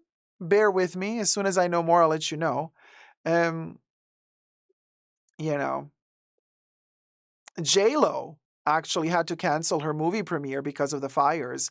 Could you imagine if we had a premiere scheduled now? I'm glad we waited. I'm glad we didn't schedule our premiere now because now it's a mess. It's a mess. Kev says Chanel seems to be cutting corners everywhere while charging $6,000 for cotton cardigans. Tell me about it. No, we're done. We're done here. I'm still buying their perfumes though. The rich aren't hurting at all. It's us who are hurting, and the rich don't kiss. It's a luxury bucket list. I mean, you kind of got a point there too. Oh, the poverty. Artie's opinion says, I think this past holiday is the first time the holiday gift bags didn't sell out. Some are actually still available on many sites. The holiday gift bags. Oh, you mean the pouches, the Chanel pouches, the beauty pouches? Yeah, the Grammy Award parties were all canceled by the industry. Yeah. Naked Eyes says J-Lo must be hurting. She's got a ton of money. Kat says, that face, Dacob. Ditto on the Chanel perfumes, says Sagwa. No, sorry. Like, their perfumes saved me from my depression. Like, honestly. Oh my God, Chinchillin, I'm so sorry. Chinchillin says, I had to evacuate for the fires. I hope you're safe now. People need to enjoy what they bought for years and prefers experiences. Yeah, experiences are good. Oh, honey. No, Sibila, I totally get what you're saying, but I'm a very humble hoe. Listen, no, you guys, honestly, yeah, okay, I wash my hair and I bougie up for you for the camera, but like the second the camera's off, this hoe is back in my jogging thing. I don't go jogging, okay, and I'm a couch potato on the couch. So my experiences, I experience my sofa, I experience my couch. I turn on YouTube. Now YouTube is also uploading a ton of movies. And I watched mostly 80s movies because I want to feel the nostalgia. I don't want to live in today. I'm very escapism. I'm an escapist at the moment, okay? So I watch 80s movies. I just rewatched for the gazillionth time Pretty in Pink. Then I watched Legend, okay? Ridley Scott's Legend with Tom Cruise. Pre-Scientology Tom Cruise, okay, when he was very young and had the crooked teeth. I rewatched Prometheus yesterday. We'll go. Mystic Pizza, love it. Rewatched also. That's with Julia Roberts, but I also with Cher rewatched Moonstruck. Nicole Pankis says, potatoes unite. And Debbie posts the potato emojis. Cassandra says, I don't do jogging. No, I don't go jogging, no. But I wear joggers. The luxury bucket list. I agree to Sibylla. I will only get quota bags if offered for the next few years. And a Bad Girl root beer or Bruce Wayne Rolex if offered. Look at you, girl. You got high priorities set. I mean, yeah, no, I'm fine with whatever. I'm fine with my miniature Chanel perfumes at this point. Honestly. Oh, Terry, you watched Pretty in Pink a few weeks ago? I love that movie so much. Oh, Robbie Lorraine, Moonstruck is your favorite film? Yeah, no, I love it. Oh man, Cher is so good in that one. You know, snap out of it. Sarby says, I like living in my bubble. Me too. There are days I don't even need to leave the home. Just, nah. And I'm never bored, you guys. I'm not bored. I can just like sit like a plant, like for a whole day, just like gaze into the void, and I'm fine. And I'm just, you know what I mean? Like this is where it's at. This is what it's come to. This is what it's come to, people. There's 450 people watching. Wow, thank you so much, guys. Thumb up the live stream. We got 287 likes. We want 400 likes now. I want you to thumb up the live stream. Let's get to 400 likes. I mean, Steph says I could do that for a month, and I have. Yeah. Oh, Robbie, you crocheted something for the bed? That's fabulous. Philip Tube says 1985 was Golden Girls versus Dynasty versus Dallas. Man, what a golden year. Yeah, no, definitely. I love Romeo and Michelle High School reunion. Oh, just saying. Awesome. Dynasty does rock. And hi, Blonde and Chatty. I watched St. Elmo's Fire for the 100th time the other night. Yeah, you see what I mean? There's something about this. Like, we are all, it's the escapism, you guys. Dacob Chanel in Sydney says Master Singleton, Australia, is trying out a new flagship store concept in Westfield, Sydney, the recently vacated Harrods department store location. Yes, I reported about this over a year ago. They're trying to do their VIP stores. Good luck with that. I'm watching complete seasons of Charmed and the X-Files. LOL says short order cook. New X-Files are coming, you guys. They're shooting new X-Files. Dacob, your Yoda meme about resting hilarious. I feel the same. Oh man, Zara, yeah. Totally. I go out, I come back, I'm like, I need to sleep. I need to sleep. You know? Yeah. Steph says 100% escapism. I do the same with 80s music. I pop my AirPods on and zone out for hours. I'm watching Beverly Hills 90210 from the 90s. Oh my God, Akulu. I rewatched the entire Beverly Hills 90210 from beginning to end. And then guess what I started? Melrose Place. And now I'm on season 2 of Melrose Place. JJ says it's burned. This champagne was obviously frozen in the bottle at some point. Dynasty forever, darling. Yes. But the caviar I trust is not burned. And then she wants Petrosian and not beluga and whatever. Yeah. Oh, Naked Eye says, the guy in the X-Files years ago, he was so good looking.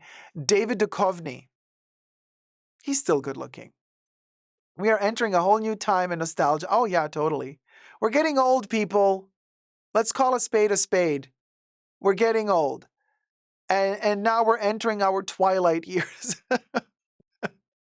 But it's okay. That's okay. At least we'll get old together, okay?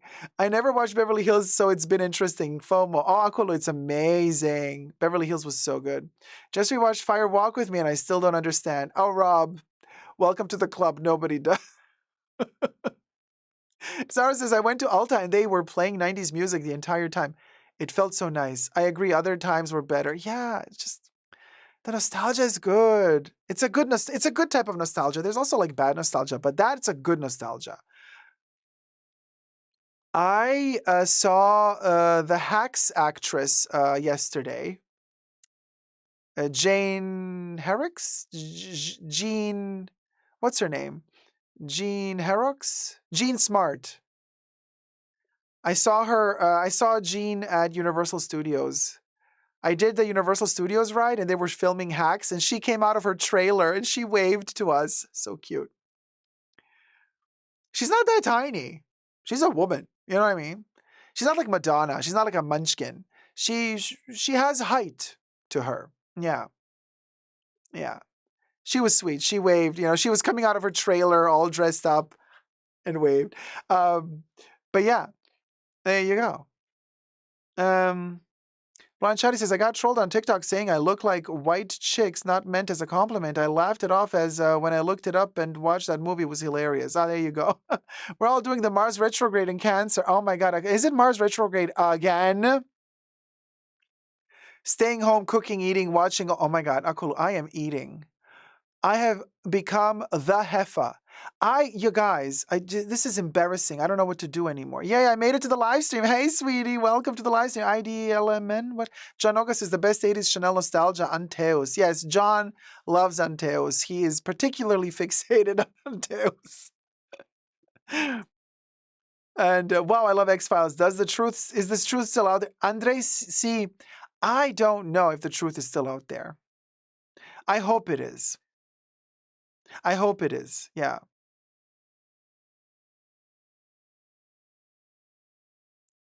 I remember having to watch 90210 secretly when I was younger because conservative parents found it too mature. Look at the shows now, though. Oh my God, totally. That was Wicca. Wicca compared to what we're seeing today.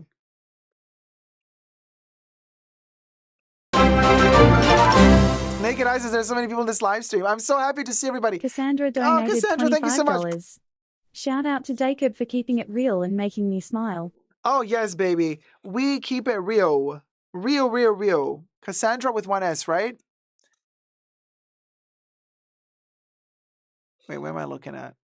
It's with one S. Yeah, it's with one S. Cassandra. Let's add Cassandra to this gorgeous bubbles.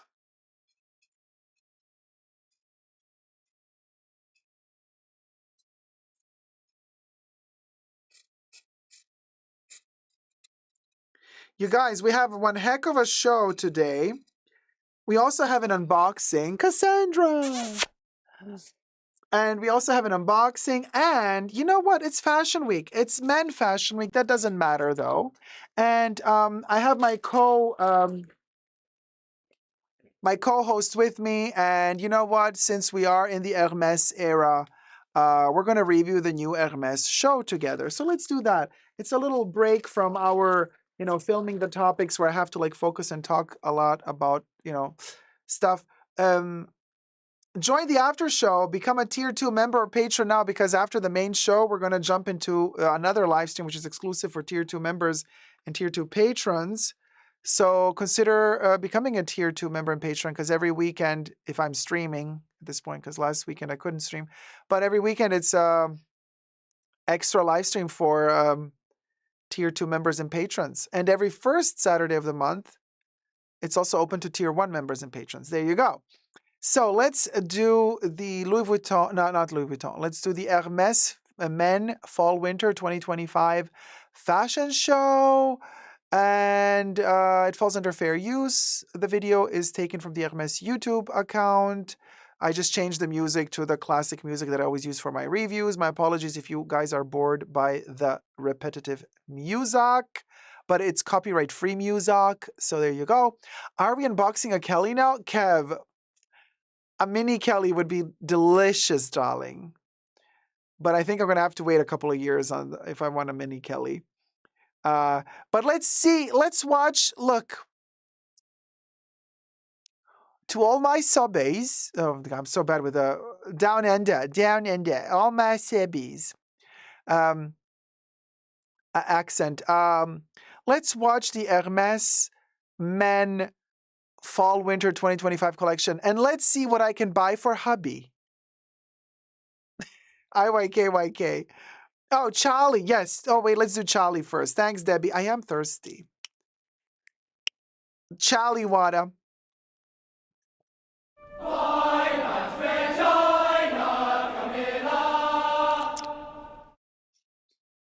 Gloria's like Dacob hydrate. There you go. All right, D, thank you for upgrading to Tier 2 membership. Thank you, D. So, there you go, D. Okay, let's review Hermes. I'm watching it for the first time. Kev, you probably already seen it. Let's see.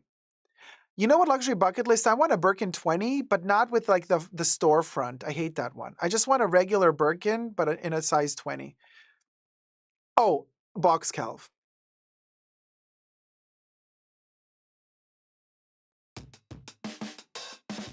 The fashion bunker? Huh? Look at that cement.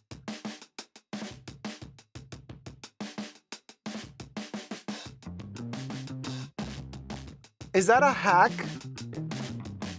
The boy is wearing, oh, okay. One of those like kind of shadow hacks? Nah.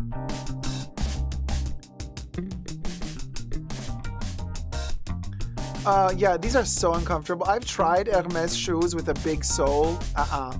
Not for me.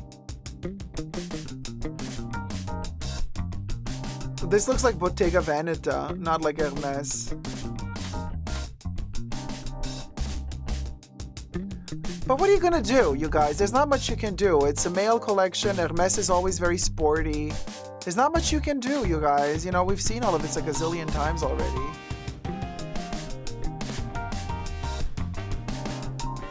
Oh man, he's skinny. Eat a chicken nugget. Ooh, I want a chicken nugget. You see, the second I mention a chicken nugget, I get hungry. This is Heffa life. Heffa life. Nice coat. Nice little coat. A little bit oversized. I like when it's oversized, you know? They're a little, not color blocking, but material blocking. The button part is either plastified or leather, and then the rest is probably wool. This is the thing though, like, yeah, cool jacket, you know, sophistication, very French. But then again, like, does it have to be Hermes? No, you know what I mean? Like, oh, look at this ginormous garden party. That's kind of cutesy. I would never wear it though, too big. I would prefer wearing my Le Pliage Longchamp bags instead, you know what I'm saying? No, what I'm saying here is like, give me something typical to Hermes, clothing-wise. I'm just saying clothing-wise. It doesn't have to be bags. Like, okay, the shoes. Okay, these boots. The boots look interesting, right? But I'm thinking, like, give me more horse riding references. Make it more... I like Hermes's horse riding stuff. They're animal things, you know what I mean? Make it more... I love their horse riding boots. Oh, there you go. Luxury Bucket List says the clothes are bag bait for me, to be honest. Yeah. Mr. POTUS 5000 says, hi, Dacob, how are you? This is interesting. Does Hermes have anything for larger sized people? All of these models are very skinny. They do have larger sizes. They do. I can tell you I'm a larger person because I'm heifering away. And their shirts, the biggest size that I've tried on, it's okay. Could it be bigger? Yes, it could. They don't do like 5 extra large. They don't. They go up to an extra large. Sometimes extra large with their French sizes, which like with shirts like size 43, size 44. Then the neck size they calculate as well. I love this jacket that has the little blanket inside. So now they found a new way to sell you an Avalon blanket. Okay, now the Avalon blanket is the inside of the trench coat. Yeah, chunky shoes renaissance, JJ, totally. Now, okay, Kev, I need your expertise on this. Are these jackets just like vinyl, like plastic coated, or is it some special shiny leather? Or what's going on here, Kev? Most of the men's pieces are too big on me, says Kev. Kev is petite. It's a connect the dots situation. It's a connect the dots situation. Debbie says the jacket looks like it's plastic. Not shadow. Oh, it's not a shadow Birkin. It's a connect the dots Birkin. Okay, whatever. Well, it's a hack, actually. It wasn't a Birkin, but everything.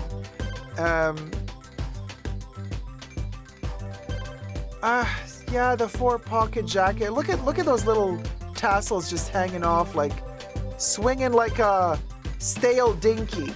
No, we like them perky. We don't like them all. You know what I'm saying. Anyway, so is the jacket vinyl or is it leather? Kev says coated leather, probably. Coated leather, huh? So I guess this little trench coat is gonna set you back, what, $30,000? $40,000? Coated leather is better than coated pleather, says C. IDMH says Hermes calls it connect the dot shadow Birkin. Oh, thank you, IDMH, for clarifying that. Yeah, thank you. Connect the dot shadow Birkin. But it looked like a hack, not like a Birkin to me. But I don't know, maybe it's a... So this is connect the dots shadow hack, maybe? This looks like Yoji Yamamoto. This looks like Y3. Look at that Y on the zippered shirt. I don't know. It almost looks like they're getting ready to travel to space, especially with the gray pieces, like very space travel. But then other items are not space travel at all. But it's giving me slight futurism, very slight. I'm not saying like major futuristic vibes, but also quite dystopian with this bunker cement, you know, backgrounds. These kind of beanie hoodies that almost are as covering as a balaclava. Oh, look at that zigzag. Very Twin Peaks, Red Room. Homage to David Lynch. May he rest in peace. That's another thing that happened while I was missing in action. Broke my heart. But he was sick, you guys, so, you know. The fires didn't help his lungs. That's probably what took, ultimately. Oh, this is a Sherpa. I believe that this is probably animal. Is that animal too? No, this is, well, wool is animal too, but I don't think that this is fur. Is this fur? I don't know. Oh, wait, is this etain? Is this etain? This, what a gorgeous color. What a gorgeous color. It was Sherling, says Stephanie.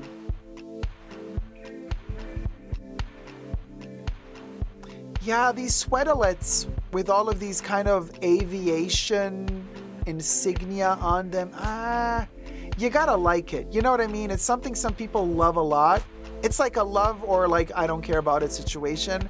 I'm a little bit more for the I don't care faction, but... Oh, this coat though. Yeah, this coat is giving. You know, I would have liked it to have a warmer tone, more camel color, like Hermes gold. But love the shape. The coat was good, you guys. Yeah, that coat was... It's like a forever coat. You buy it once, you wear it your whole life, you know. Timeless. Oh, this jacket I like too. With the zipper. Nice, oversized. Fits with everything. You know what I mean? One of those pieces you can always just throw it on when you leave the house. Hoodie pieces. I'm not a fan of hoodies anymore like I used to be in the past. Now I like stuff to be openable in the front. You know, I'm avoiding things that I have to put over my head. I like things that are zippered up, buttoned up, that I don't have to put over my head to put it on and off.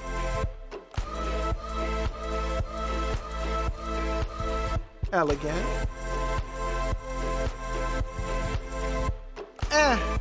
like the pants.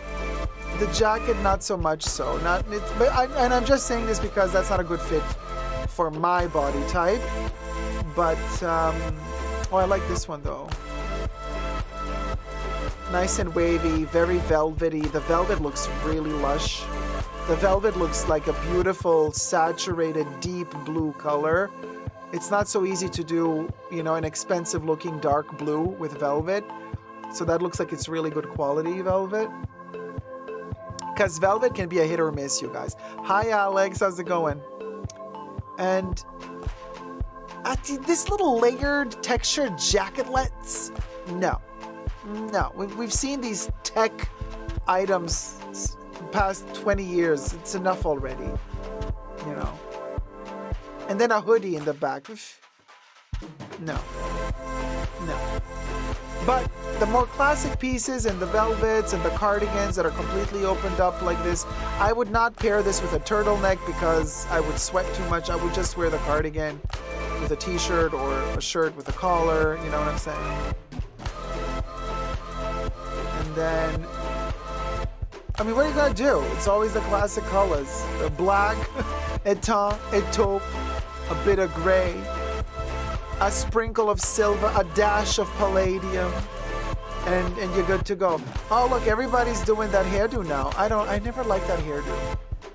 That kind of like 70s, 80s. And then the brothers, the Oasis brothers, they had that hairdo. They did the whole revival of that hairdo.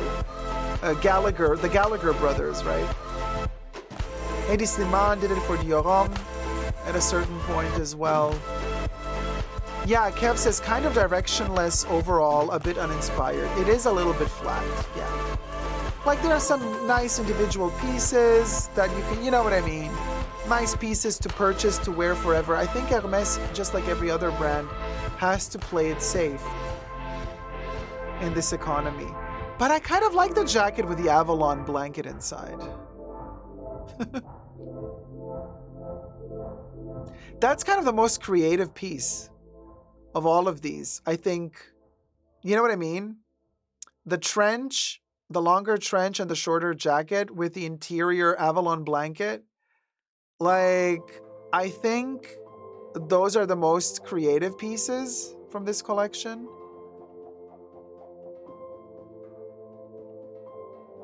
Oh, Kev says the blanket coats and bags are giving men's Louis Vuitton under Marc Jacobs. The shade B is shading. Hi, JF. Happy Saturday to you too, sweetie. Hi, Holy Grace. Yes, this is Hermes. And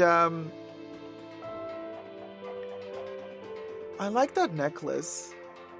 Very, you know, very that moment. Is that a Champ d'Ancre? A little bit longer version of the Champ d'Ancre in silver? Yeah, I will go, you know. You know, I will go. And I like the velvet. I think the velvet, they did a really good velvet because it doesn't bounce the light off artificially. You know when velvet is cheap? You know, guys, when velvet is cheap, it's shiny. It reflects a lot. But when velvet is really good quality, it absorbs the light. And it's just so luscious, you know. A good velvet. I love a good velvet. And it can be silk velvet, it can be cotton velvet. There's, you know, a lot of different materials you can use. C says, I would have liked to see more color, but other than that, it was nice. Yeah, it's easy. It's a safe collection. Easy. Very easy to wear. Timeless pieces. I don't like these W's and these Y's. And, you know, when it becomes too ornamental, like, for example, the sweater that's coming up with all of those ornaments on it, that's when I don't like it. Hermes does it every season. They choose a pattern like this one. And it might be cute now, but you get bored of it. It's stuff that you get bored of, right? What I like is when they don't have patterns, when they're very streamlined, simple, clean, like basic looking, but like timeless. That's when I like Hermes the most. Oh, you did it, Miss Thing. She looks happy. She looks like, yes, this was a success. I don't know her name though, I forgot. My apologies Does anybody know her name? So let's give credit. Veronique, thank you so much. Veronique, thank you, Veronique. Oh, she is a cutie. Look at her go. She reminds me of Edna from The Incredibles a little bit. Although Edna was supposed to be Krizia, but anyway. She's little like Edna. Way to go. Hermes. So anyway, yes, she's a sweetheart. You can tell, says Akul. Yeah, she really does look like a sweetheart. Cute collection. I mean, nothing groundbreaking. But then again, we don't live in groundbreaking times, people. It is what it is. She reminds me of Virginie Viard from a distance. She does. She has that way of walking, Alex, doesn't she? Yeah.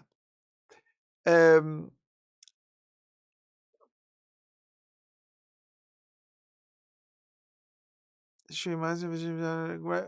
Hermes ready-to-wear is never groundbreaking. No, it's never groundbreaking. No. I'm trying to think. No, that's not true, Holly Grace. I disagree with you.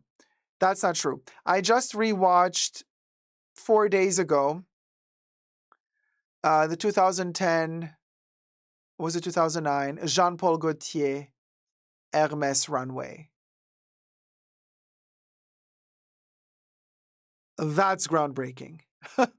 You watch Hermes designed by Jean-Paul Gaultier, speechless. You know what I mean? Speechless. But those were other times. Those were other times, people. Are they going to come again? I don't know. But it is what it is. Listen, Linda, we're getting older. And you know what that means.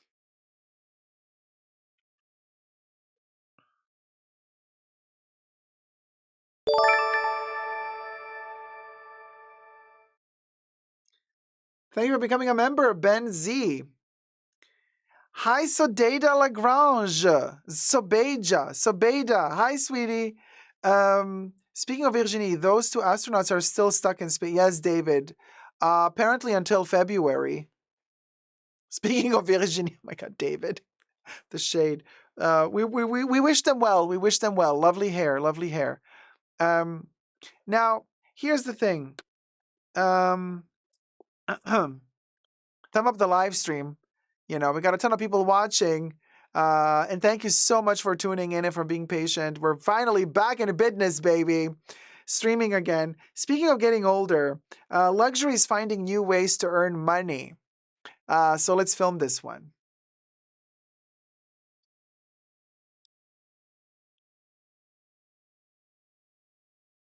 Well.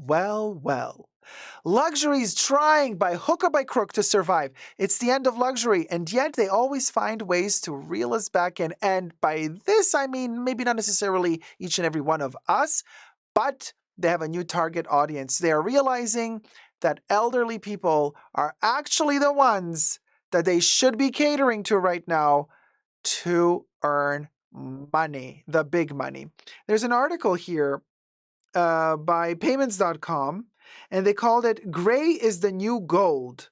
Luxury brands target aging wealth. Interesting. Let's get to this topic, but first subscribe to my channel if you haven't already. Push the join button next to the subscription button. Become a member today, get access to extra perks. You can also join me on Patreon, Super Dacob all spelled together. There's all for extra perks. Let's get to 100,000 subbies. We are so close. I can smell the coffee. Thank you so much. Sum up the video as well. And basically it says in 2025, are luxury brands waking up to the untapped potential of older consumers, they say. A demographic that has long been sidelined in favor of younger, trend-driven shoppers. Will this be a leading trend for retailers this year? Those over 50 now control the majority of global wealth, presenting a stable and valuable market for luxury goods. This group is defined by strong brand loyalty, a preference for quality over price, and a deep appreciation for heritage and craftsmanship. Values that align with the essence of luxury brands. Yeah, Mitra K says in the chats, we're filming this video in front of a live virtual audience, by the way. Mitra K says, because older people have money, join me in my live streams. And that's when I film all these videos, by the way, and we get to chat together. And while I'm at it, everything I say in this video is for entertainment purposes only, not rooted in truths or facts. Everything's a legend, just my opinion. Okay, we'll go. Alex says, the youngest boomers are 61 this year.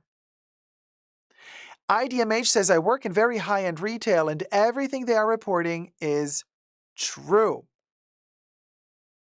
The luxury bucket list says, I'm 50 now, so I don't need endless pairs of 7-inch Christian Louboutins anymore. That's a good point as well. Missed opportunity. This has long been a missed opportunity for the luxury market. Bellamy Grindle, principal and founder of Retailytics, said in an interview with Payments, or PayYMNTS. Older generations not only have more disposable income, but are also less price sensitive and highly brand loyal.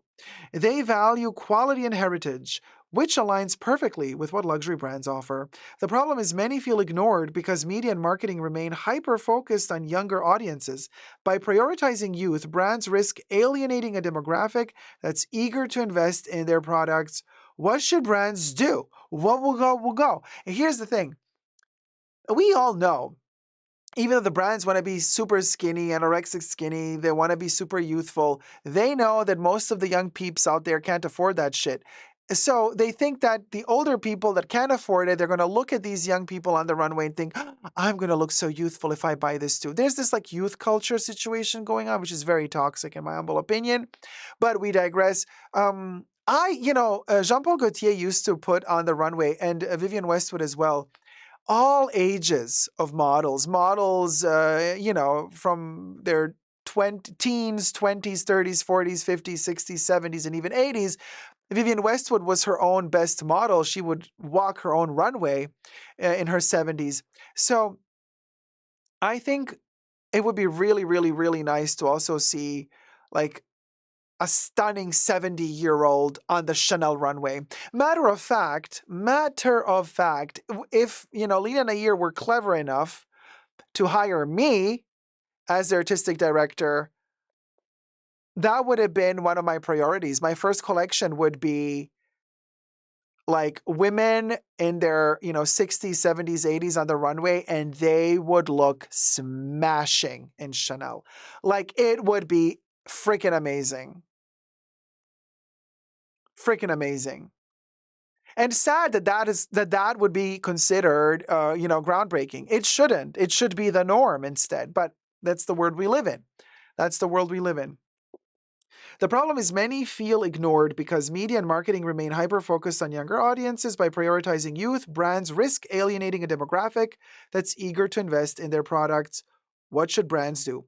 Luxury brands should focus on truly engaging with older consumers in a way that feels authentic and values their purchasing power, Grindle said. Things like refining messaging, expanding channels to meet the customer where they are, and celebrating heritage and craftsmanship to build deeper emotional connections. According to Payments Intelligence Report, Why 1/3 of high earners live paycheck to paycheck, which surveyed more than 4,200 U.S. consumers to understand how they are spending their money across income groups, the highest earners, specifically those making over $200,000 annually, typically spend a large portion of their income on luxury items and experiences. On average, they allocate 9.3% of their income to recreation, leisure, and entertainment, and 8.5% to clothing, accessories, and personal care. By expanding their focus to include older demographics, luxury brands can leverage this substantial purchasing power while mitigating the economic uncertainties that come with fluctuating tariffs, the market volatility, according to Sadip Mazumder, SVP Retail Industry Lead North America at digital consultancy Public Sapient. Cha. Now, they also say that there are many challenges if you're just relying on the young. They say luxury brands face challenges in relying solely on youth trends, especially in light of the possibility of new tariffs that could increase production costs, prompting price hikes.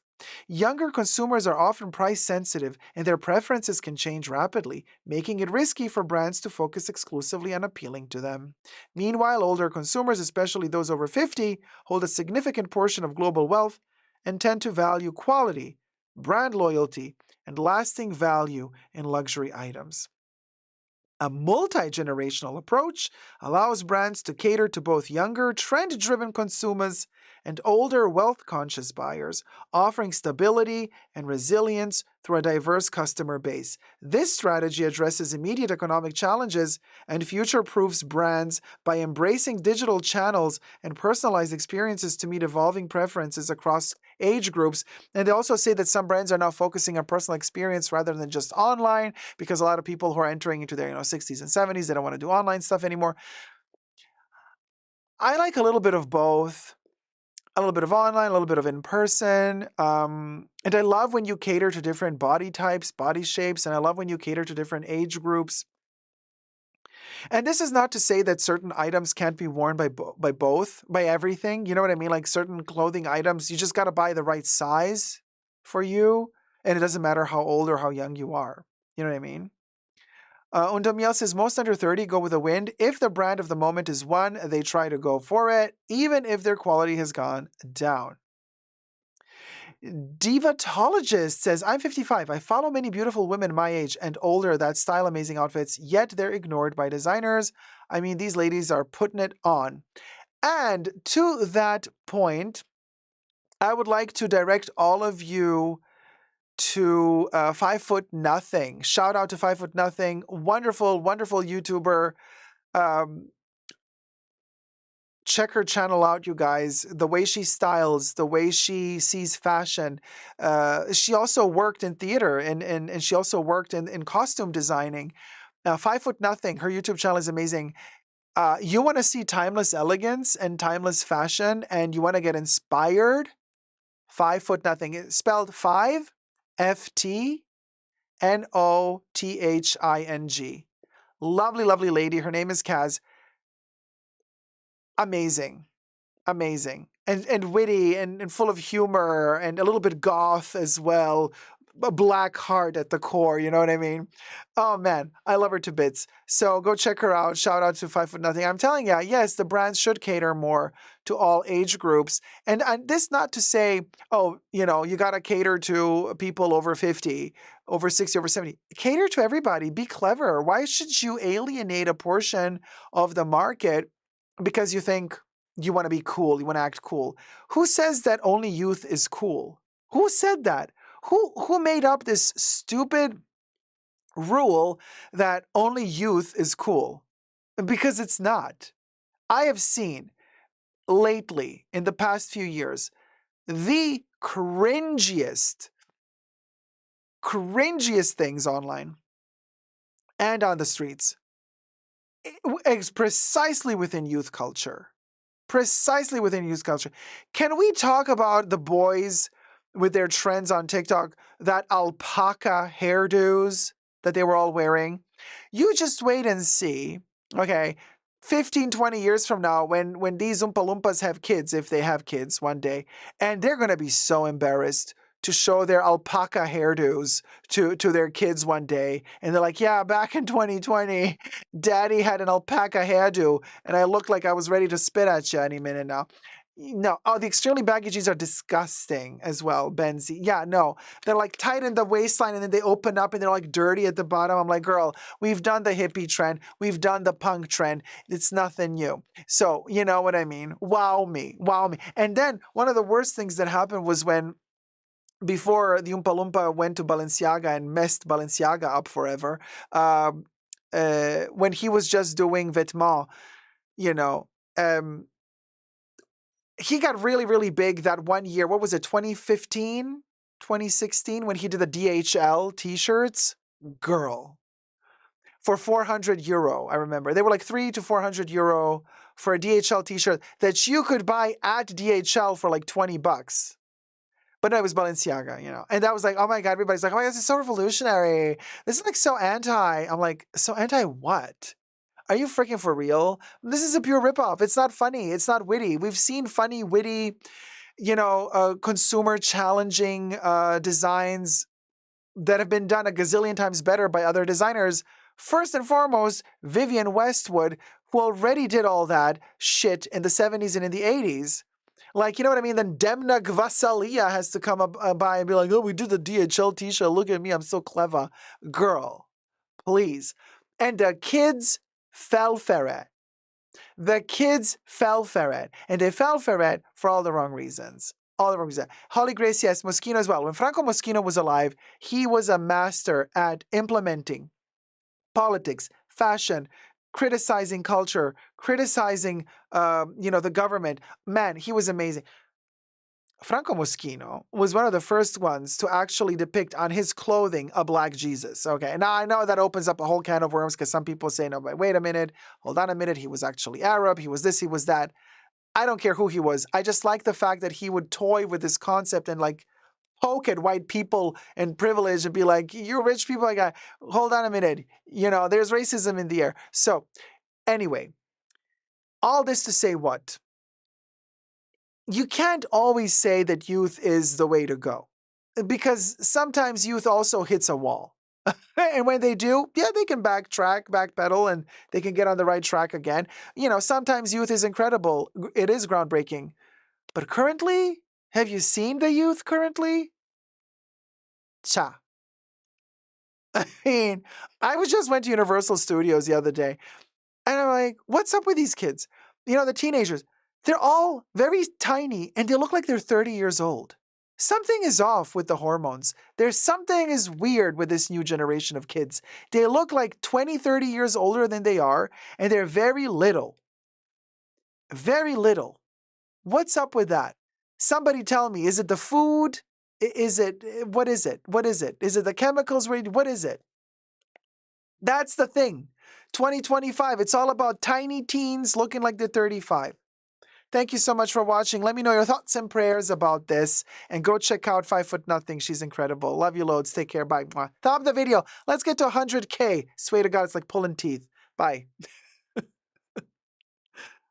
The species is devolving, Robbie. Too much air wants. Kev, don't we know it? High metabolism rate. No, there is a hormonal shift. It's a diet thing. I can get into it, but it's a whole thing. Holly, I thought it had something to do with food. But yeah, so teeny tiny teens looking like the 30s. Munchkin. But anyway, so Evian says they don't do sports anymore. And of course, the food is way more different than 2 decades ago. Hi, Evian, by the way. Yeah, I agree with you. Food is very different. Not in a good way. Oh, Holly. Yeah, no, I got it. I got you. Andrew says, we are tired of Balenciaga stuff, but they somehow attract energy. What energy? They attract darkness. Hi, old Pink Ray. How's it going, sweetie? Microplastic. I mean, possibly, Master Singleton. I mean, everything is poisonous nowadays. You know what I mean? Oh, Alex. Yeah, good point. Using anti-aging skincare as a teen can age prematurely. Siobhan says, can someone type 5 Foot Nothing's channel name spelled out for me in chat? I can't find it for some reason. Oh, of course. It's the number 5. Thank you, Francesca. Thank you, Grace. Look, Siobhan, Francesca and Grace Loves Fashion, they spelled it out for you. 5 is the number 5. FTNO. No, Francesca is missing a T.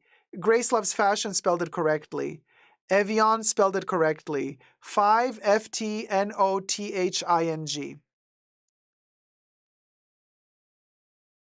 Excessive use of social media has changed the whole generation and has made everybody short-sighted with the eyes. Like, nobody can see far away anymore. There are effects on soy, the lack of protein now in children. That's just the beginning of it amongst many factors. Oh, I see.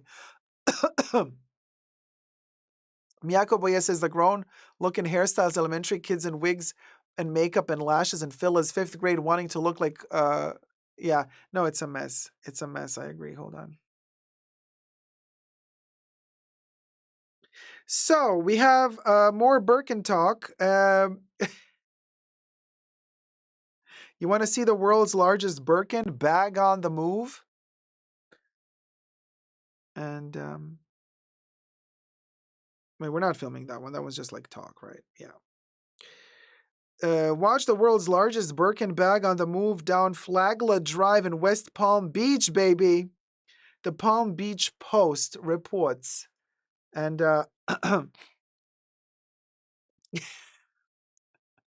now, as far as I understood it from the article, this Birkin was not made by Hermes, so I wonder if Hermes is going to sue them. But they say the world's largest Birkin bag, one so big it travels on truck beds rather than tucked on the arms of well-heeled owners, cruised the streets of West Palm Beach Wednesday morning, January 22nd. Check this out, Linda. Birkin bags by Hermes are notoriously expensive and difficult to purchase, the article says. The Palm Beach Post says. This one, standing 19 feet tall and in a bold yellow, hence its nickname, Big Birk, like Big Bird. See what they did there? Big Bird, Big Burke. Big Burke traveled along Flagler Drive with a police escort. Beginning at 7 a.m., its final destination was the Palm Beach County Convention Center, where it will be on display during Art Palm Beach. We'll go.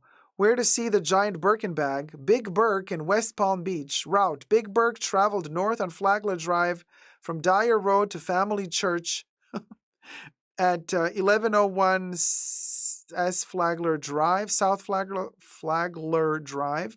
Though Big Burke was headed to the convention center, it's so tall that it couldn't navigate some spots due to traffic signals and railroad crossings. So after cruising Flagler Drive, it will be packed up to make the final leg of the day's journey, according to officials. Now, who made Big Burke? This 19-foot sculpture, meticulously handcrafted by renowned artist Gio and presented by Dennis Leon Gallery, Boca Raton. Boca Raton, baby! How very Golden Girls. Will traverse along the intercoastal under police escort out of an abundance of caution, according to the announcement from the art show representative. So it's for an art show. So I don't know if this is going to be another lawsuit. I don't think they're selling it. I mean, if they're selling it, Hermes might sue.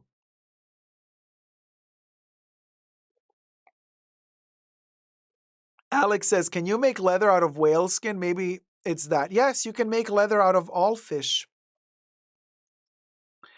Alexandra Escobar representing Boca, baby. Hey, sweetie. Woohoo. Yes, baby. Boca Raton, baby. Boca Raton, baby. What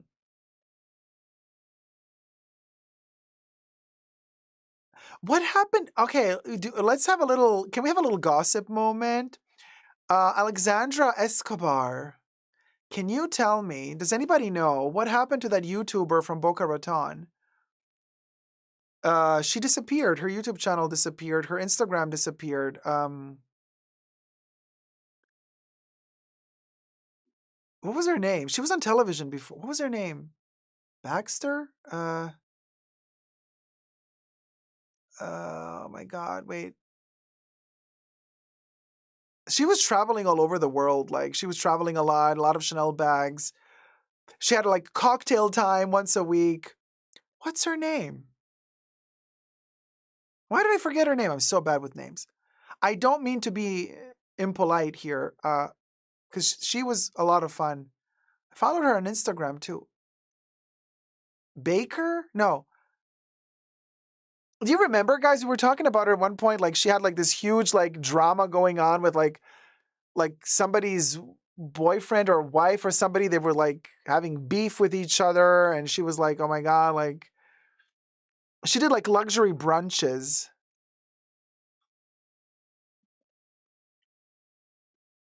Squickety says, "Oh, I know who you were talking about. The blonde lady. Yeah. Blonde lady. Sunday brunch lady. Yes, Squickety, that's her.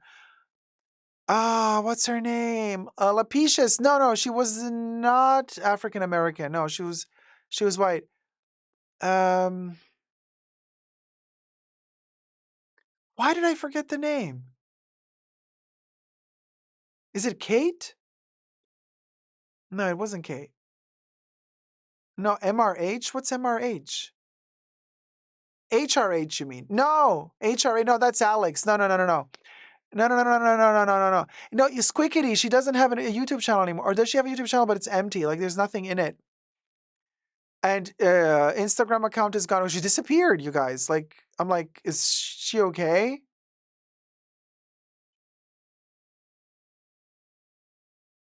No, she wasn't an older. No, she was young Chippy. Young Chippy. She was very funny. Yes. We had also an interaction together. I really liked her. She was a lot of fun. Is it Kate?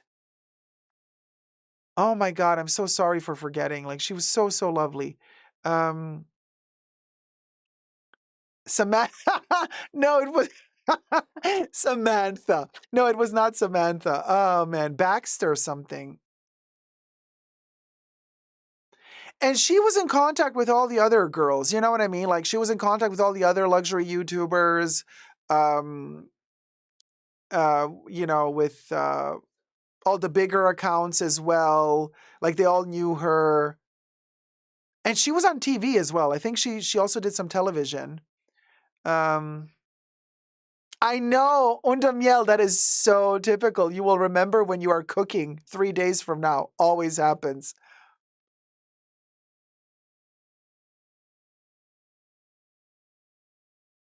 Oh, Master Singleton says, I think she retired from social media from what I've heard. Yeah, I've heard that as well, but like I want to know what went down, you know? Oh, Squiggity says she was giving sugar baby vibes too. I mean, I've seen the photos of her like with the alleged, boyfriend. Like they were both, I mean, the boyfriend did not look old at all. You know what I mean? So sugar baby, I don't know if she was good. No, the boyfriend looked young. They both looked the same age. And a blonde and shiny says, was it Matilda really Fours? No.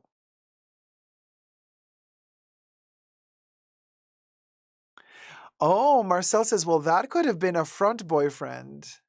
Marcel, are we thinking like in between the lines here, like somebody else showing off a guy saying, oh, this is my boyfriend, and we're all doubting that it's her boyfriend, and a lot of people are thinking that it's her brother? To quench the rumors that she's a woman of ill repute. Now, here's the thing. You know what? At this point, I think that's the boyfriend.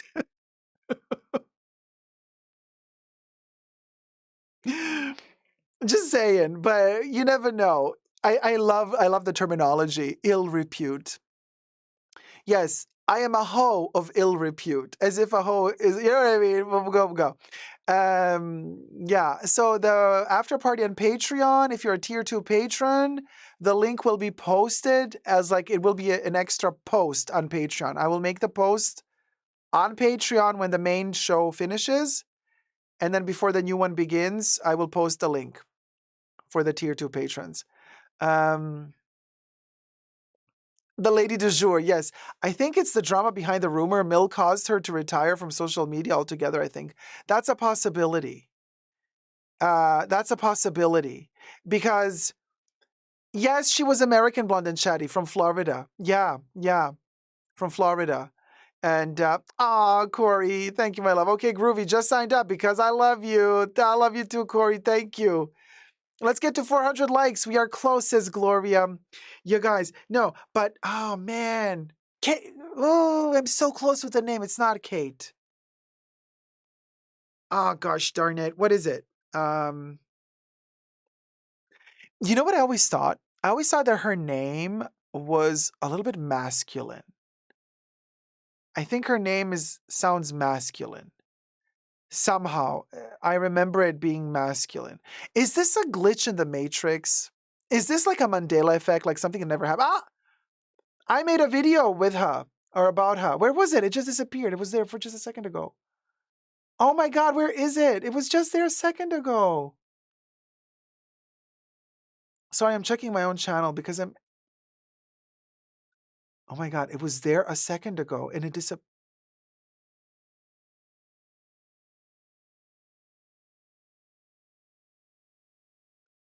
I found it, you guys. I made a video about this lady 3 years ago. Her name is Claire Banks.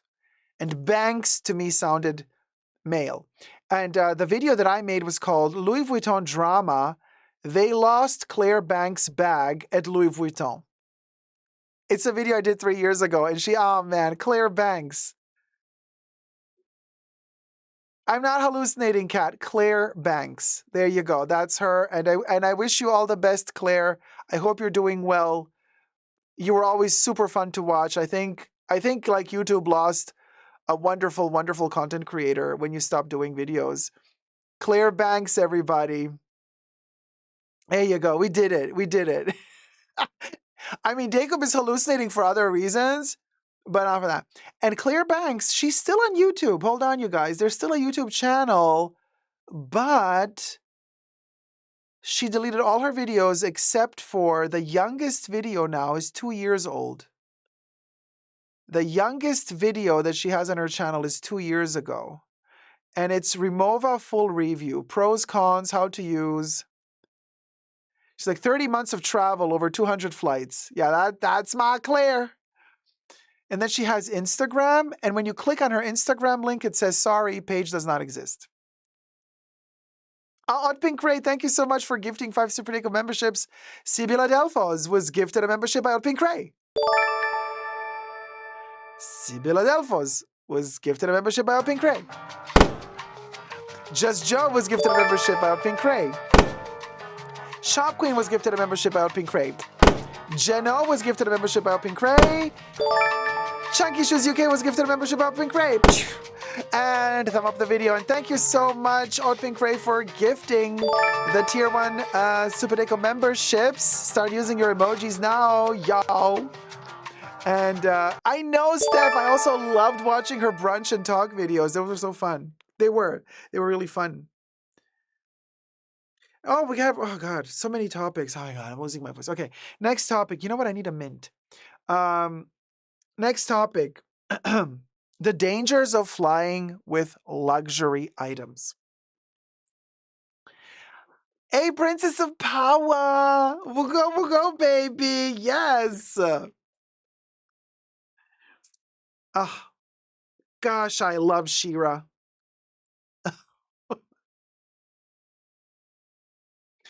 You know, for the honor of love. Oh, anyway, I'm not going to sing because girl, bah. Okay, so I need a mint, but what happened, Dacob, to the influencer who had the slashed Hermes bag by a horrid friend? Well, she still did not receive her private order yet, but they allowed her to order a brand new bag. So we're waiting to see how her new bag looks like. It's going to take like almost a year for them to make a new bag for her.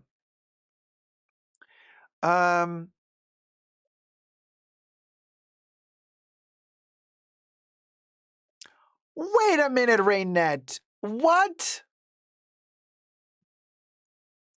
Oh, this is getting just sad. Okay, so Rainette just says, wait, the Claire Banks that attacked that cop, if that's her, that incident ran her into hiding. I gotta add allegedly to all of this. Allegedly. Oh my God, Rainette. What? So she attacked a cop and then she ran?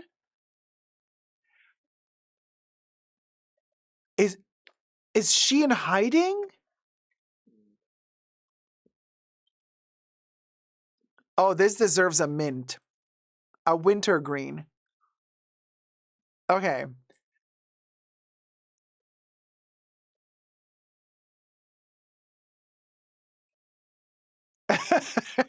Oh, thank you, Rainette. So sweet. Rainette is like, I came out of the bushes to confirm you said the correct person.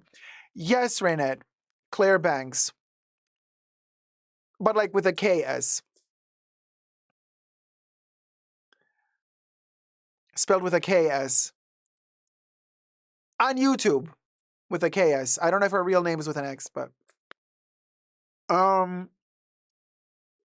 5 foot nothing, Andre. 5 letter the number 5 FTNOTHING.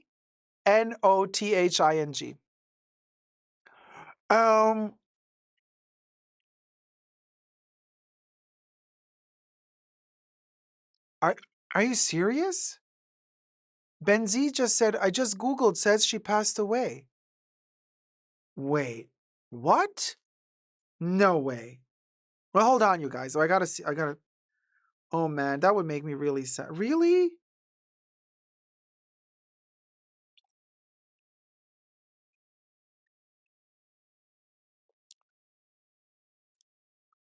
Oh, Evian says, no, that's another Claire. Well, I'm still sad that another Claire passed away, but I'm glad it's not our Claire. Um,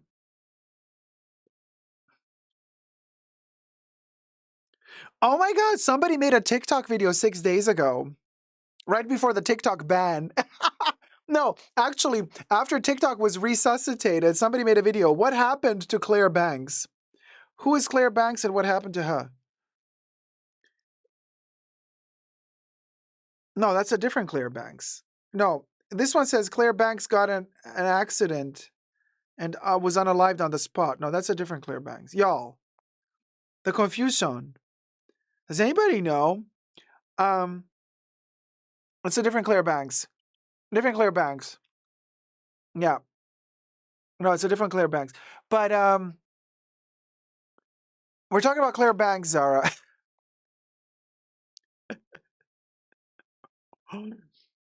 Oh man, you guys. Well, we'll go. So anyway, traveling with luxury can be difficult. The dangers of flying with luxury items. And I have an article.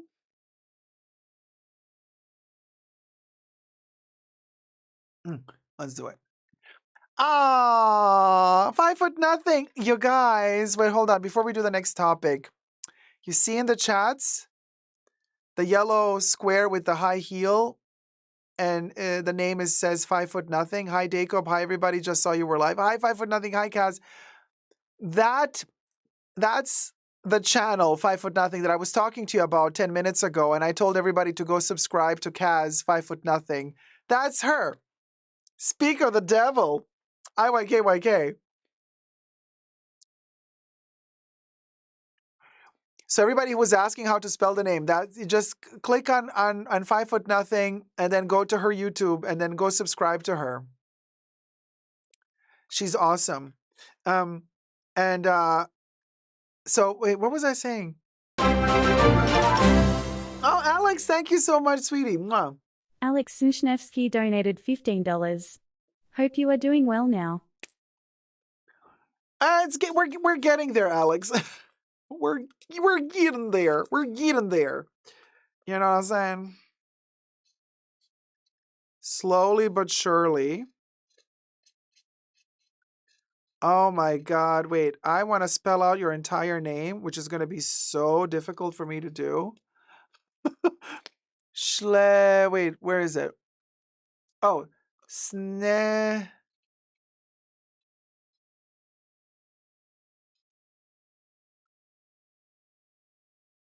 ZHN. ZHN.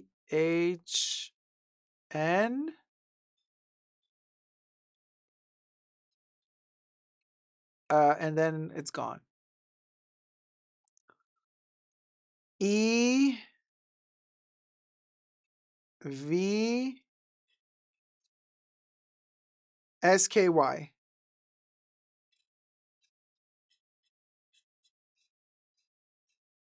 Okay, gotcha. Perfect. Thank you, Alex. Thank you so much. There you are. She kissed ya. It's Bubbles, y'all. You send a tip, you end up on Bubbles' head. How's your head? She has never had any complaints. IYK. I'm really bad at finding out when live streams are on, says Deborah. I just can't work it out. It's so random. It is random, Deborah. It is random at this point because my life is very, very messed up at the moment. My apologies, but I cannot guarantee a regular schedule currently. Why I cannot guarantee a regular schedule? I'll let you know in the after show party. If you're a tier 2 member or a tier 2 patron, you're going to get access to the special live stream after this live stream, which we're going to do in the after show party. You know what I mean? We'll go.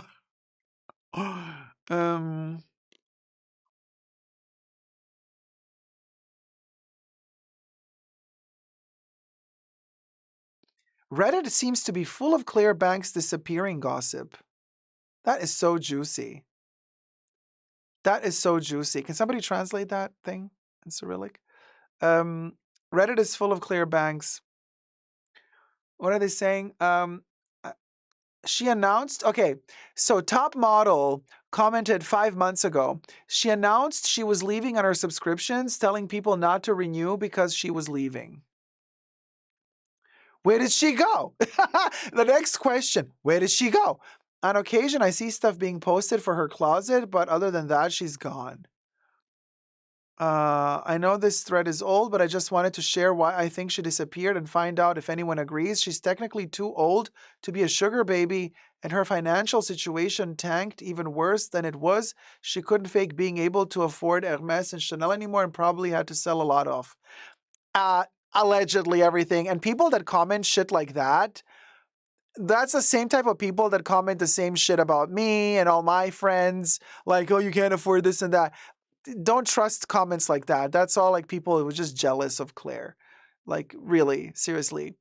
You know what I mean? Oh, Steph says, yes, apparently Claire has different aliases. People have discovered her real name. Oh, dun dun dun.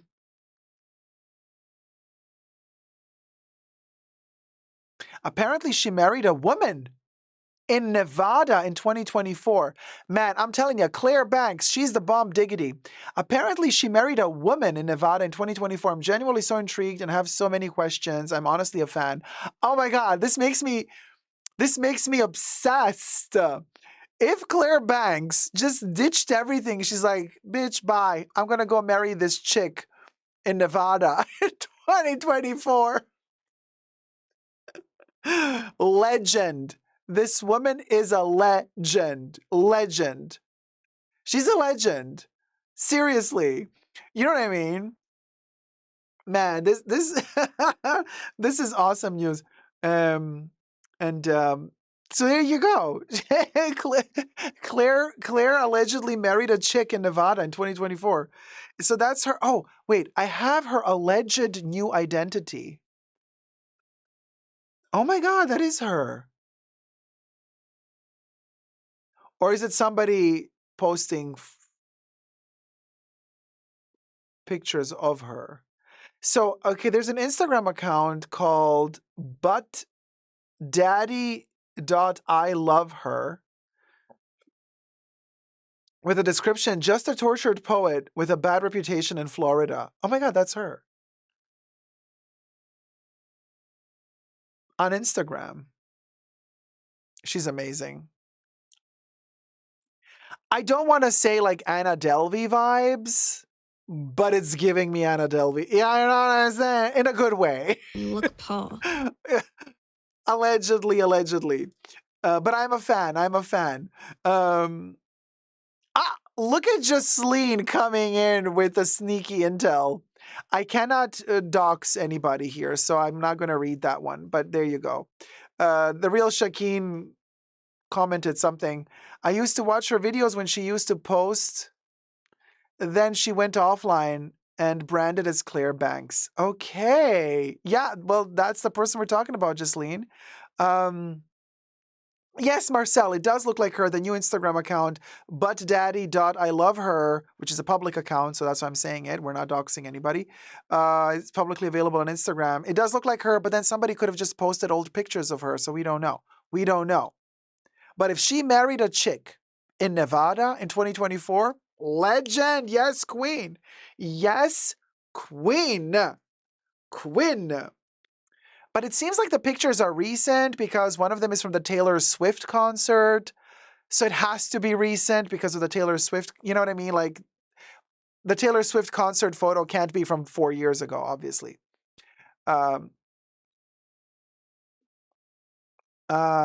She probably said you are Paul as she exited the platform, says Blonde and Chatty, period. So, yeah. I don't know. Taylor Tours never stop, says Nay. That is kind of true. Taylor Swift is all over the place. Always. Period T. Period T. But oh well, that was fun. Well, anyway, so we're talking about like the troubles that you might have if you travel with luxury items. So let's do that video. Thumb up the live stream while you're at it, you guys. Oh man, this stream is really fun. My God, we were all over the place, y'all. So right, hold on a second. Yep, okay. The dangers of flying with luxury items. You might lose it all. It's become like a poker game. Nothing seems to be safe at this point in time and space. And I'm going to report to you about, from the New York Post, a story of a passenger that was stunned after $2,500 worth of designer goodies mysteriously disappear from her suitcase. And she's quoted to have said, "My heart sank." Subscribe to my channel before we get to it. Push the notification bell to get notified every time I post a new video. And we're trying to get to 100K subbies, y'all. We're almost there. We can smell the 100,000. I'm really bad at math. I think I got the right amount of zeros. Although I wouldn't mind 6 zeros because that would be 1,000,000. But let's be humble. You know what I mean? Let's get to 100K. Thank you so much for subscribing. Thumb up the video. Listen to this. Leonie or Leonie. I think Leonie is how to pronounce the name. Crowther. This furious flyer had her luggage looted, and she's determined to find out who done it. Leonie Crowther. That's Leonie. Hello, Leonie or Leonie. Says that $2,500 worth of designer goodies were stolen from inside her suitcase sometime between check-in and arrival on a recent trip with EasyJet. Now, EasyJet doesn't fly in America, right? It's kind of a European-based thing. But here's the thing, y'all. In a little bit, I'm going to show you the photo that she took of her suitcase. Like, things can get stolen from a suitcase. Yes, it happens. It's terrible when it happens. It does happen. But what happened to Leonie is like on another level. When I saw the picture, I was like, I have questions. I have so many questions because it's when I show you the picture at this. Okay, well, hold on before you go. The British traveler, 21 years old, was flying from Isle of Man to Belfast with a layover in Manchester Airport with her checked bag weighing 42 pounds when she left the first airport. When she finally arrived in Manchester, Crowther's suitcase came through the conveyor belt, but was slightly lighter. Now, slightly is an overstatement or an understatement. You'll see why. It looked absolutely fine, Crowther told Need to Know. It was all zipped up, but when I picked it up, it was really light.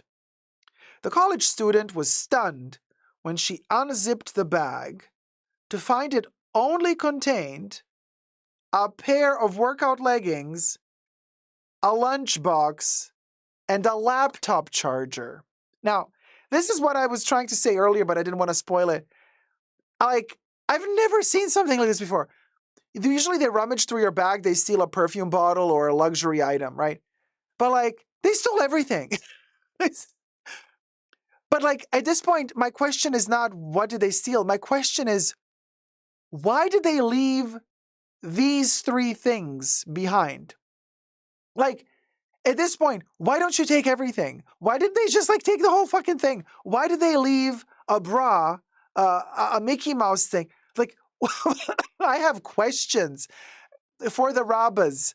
Why did you leave these items? Like this, I have never seen a suitcase arrive this empty.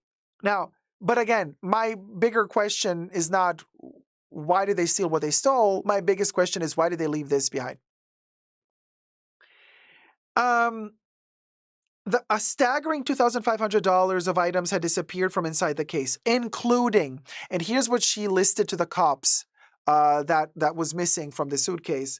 She said, including a $700 worth of makeup, $180 handbag. I mean, $700 worth of makeup? That's a lot, but okay. $300 Vivienne Westwood jumper. We are in England after all, and Viv is still going strong in England. Good for her. 3 pairs of $120 trainers, a $60 Victoria's Secret robe, 3 pairs of $75 jeans, and priceless sentimental gifts given to her from her grandmother. She says, I opened it up and my heart sank. I thought it must be a joke. It's so weird. I didn't understand it. The suitcase had almost everything I own in it, including some gifts from my nan, and it was all gone, right? The EasyJet help desk told her to contact the Manchester airport since the plane she flew on to Belfast had already been inspected and no luggage was left behind. Crowther also reported the situation to the police.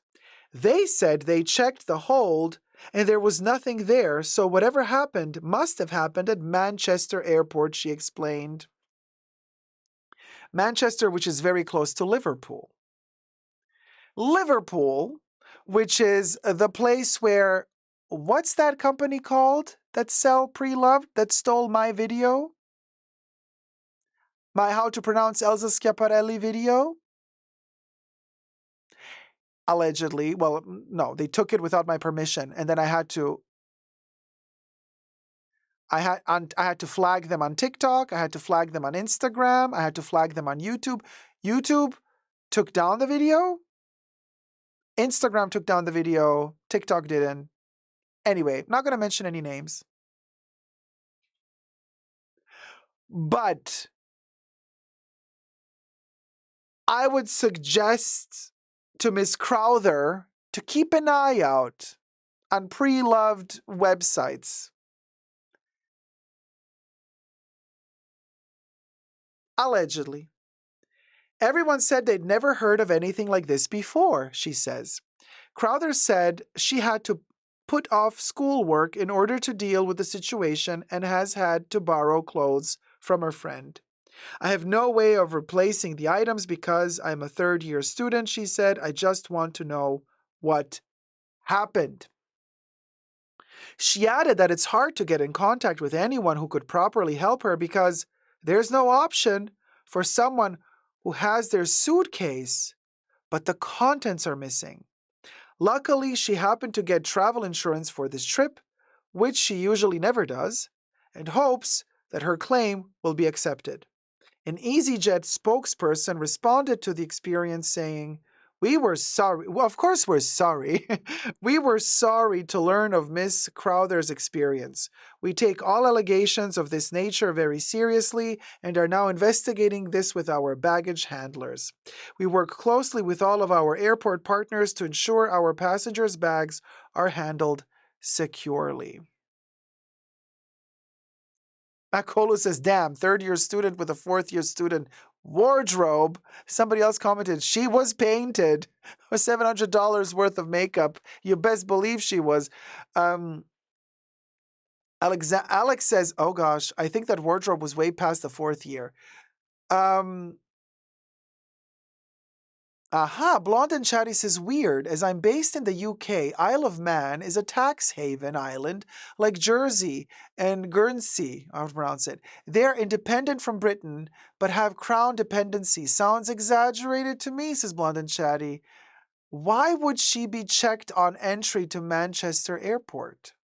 She had to change flights in Manchester to get to Belfast, I guess, or something like that. Haute Pink Ray says, I put a zip tie on my luggage one time and they cut it off and went through my luggage. Here's, listen, Linda, I don't want to thumb up the video, you guys, and subscribe. Let's get to 100K.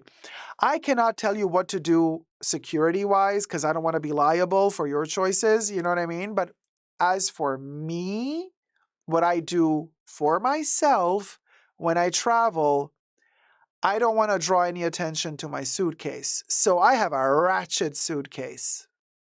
Ratchet. No lock, no plastic foil around it, no zip tie, nothing. It looks like it survived an earthquake. That's my suitcase. The wheels barely turning. That's it. That's it. You know, and that's it. Yes, look poor and crazy. That's the best thing. You know when when they try to sell you the Remova suitcases? No. Oh, hell no. First of all, Remova, most people are complaining that the wheels fall off, they break, they're not what they used to be, and also they weigh a ton. Why would I buy a suitcase out of metal that, while it's empty, already weighs like 10 kilo? And my weight allowance is like 23 to 30 kilo. Like, why would I do that? I'm gonna buy a plastic suitcase that weighs virtually nothing, that looks like crap, and I'm gonna stuff it with my stuff so I can get more weight into the airplane. I don't need to show off that I have a Remova suitcase. I think that is so cringe. Honestly. Because like, what for? What for? What for? Deborah C says, I've got crazy hair. It's a start. Kat says, I have an away in bright lime green covered in trashy stickers, but I only carry on. There you go. Akulu says, you look Paul, the real key to success when you have real bank in the bank. Oh, definitely, honey. And this has nothing to do with what they were talking about, like, a year ago or 2 years ago when we were, what's her name? Gwyneth Paltrow was delivering in court a quiet luxury. Quiet luxury still looks expensive. We're not talking quiet luxury here. I'm talking the opposite of quiet luxury, not loud luxury. Like, I'm talking dirty sneakers. I'm talking, you know what I'm talking about? I'm talking about, girl, just stay away from me. You know what I mean? I look like a liability. That's what keeps me safe. That's what keeps me safe. I look like a liability. Yeah, loud poor. Exactly 5 foot nothing. Not quiet luxury, but loud poverty. I give off loud poverty, and you know what? It's kept me safe in this crazy batshit ass world thus far. So we'll go. To each their own, though. To each their own. Okay, to each their own. Thank you so much for watching. Thumb up this video, subscribe. Let me know your thoughts and prayers down below. And until next time, never forget to never give up on love. And Leonie, good luck. I hope you find all your lost items. Love you loads. Bye.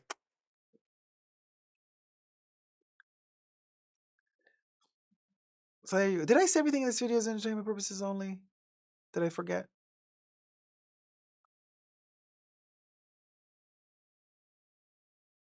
Should I film that and then we add it later? I'm thinking.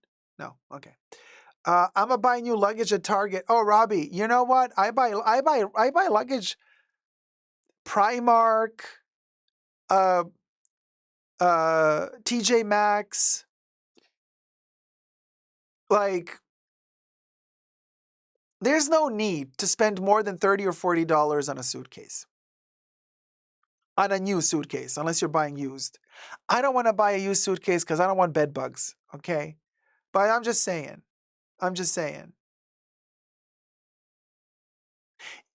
Carry-on is a different story. Ah, Charlie, thank you, Debbie.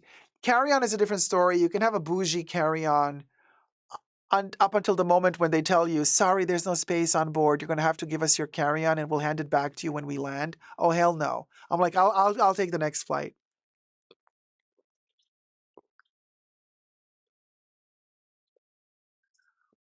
Hi, Caroline Steele. Just woke up and you're on. Whoop, whoop. Hey, everybody. Okay.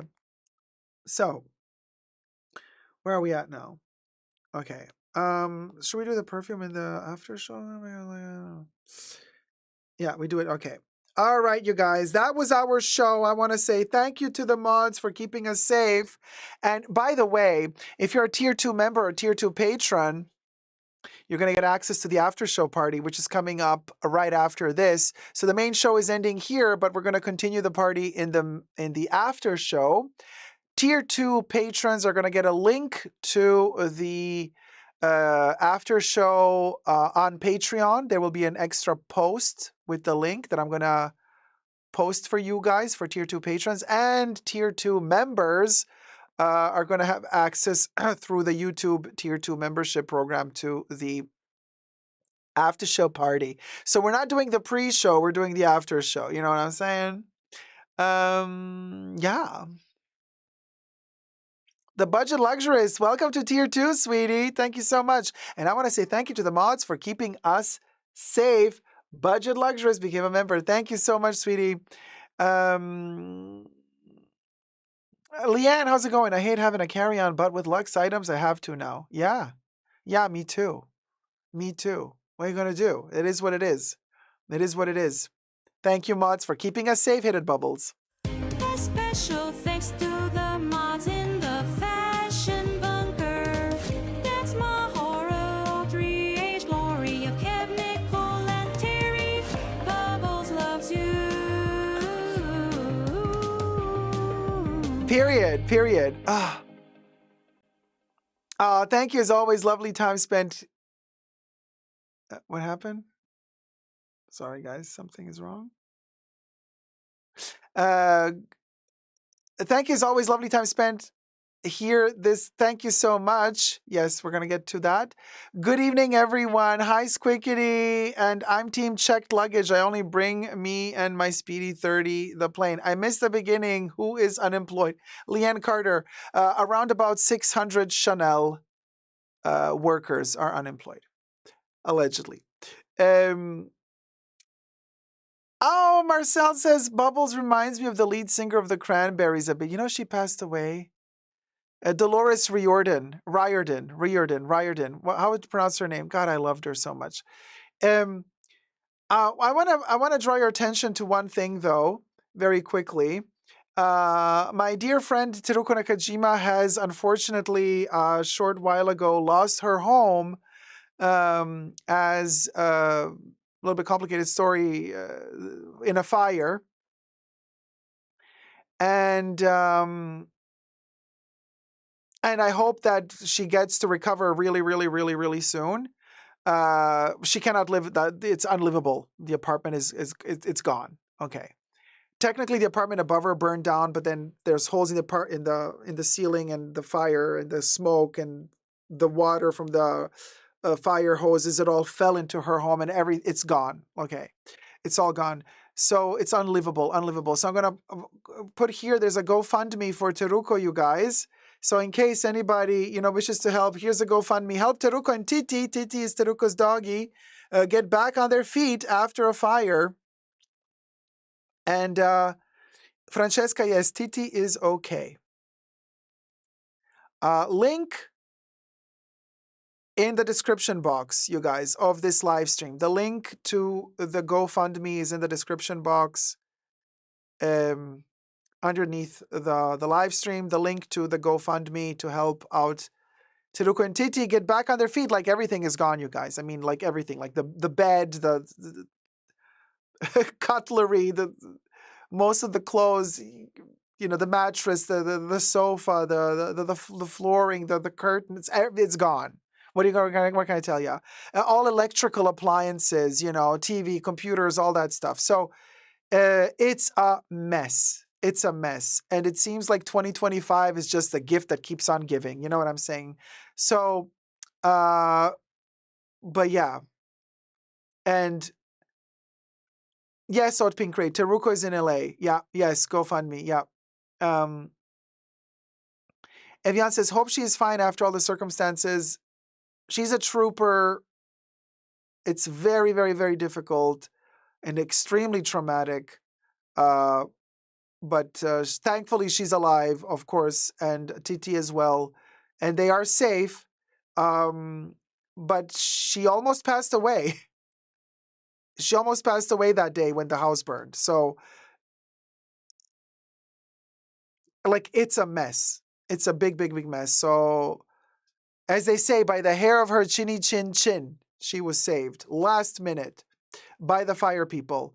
And Deborah C., no, she does not have insurance. This is why we're doing the GoFundMe, because she does not have insurance. And as you know, also in LA, a lot of places cannot get fire insurance because the insurance companies don't want to insure people for fires.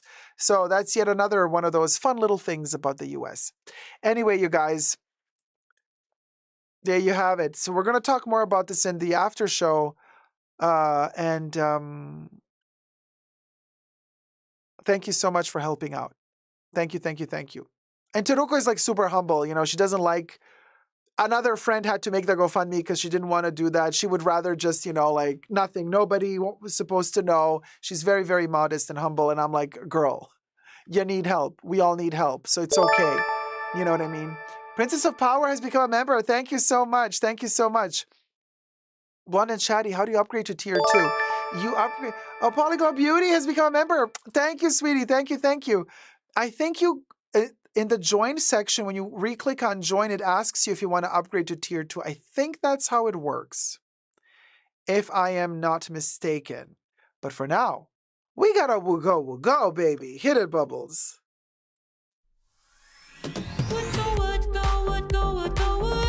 We'll go, Bubbles.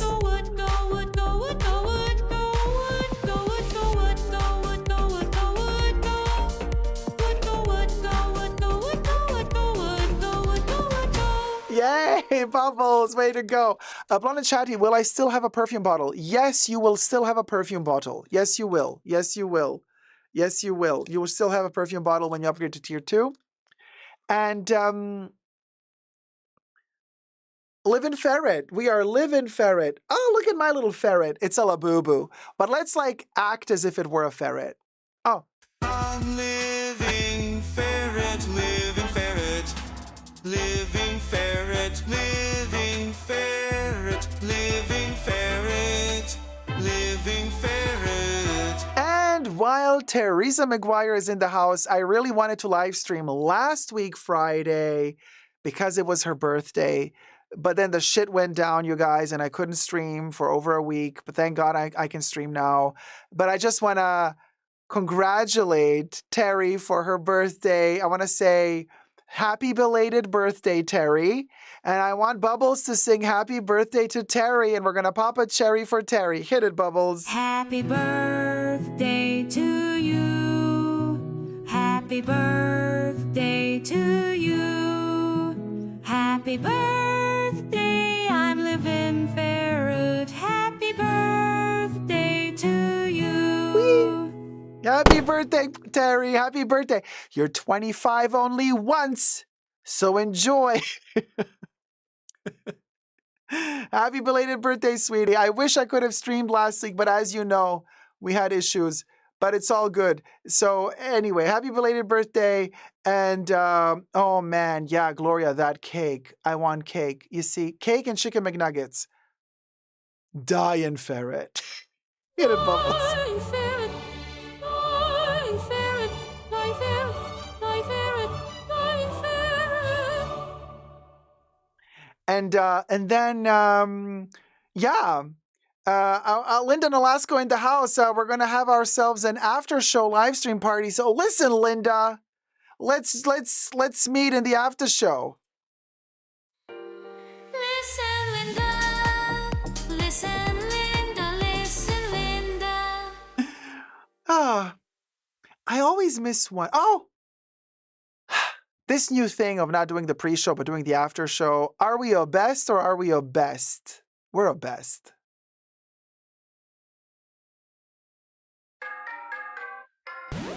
I am obsessed. I am obsessed. I am obsessed. Oh, oh. The good old songs, the good old song. Baby Yoda, where did you go? Oh, there you is. There you is. The Baby Yoda, transparent Baby Yoda predator. Where's Arnold Schwarzenegger? Why do you keep getting these like weird blue stains? Are we stepping on you?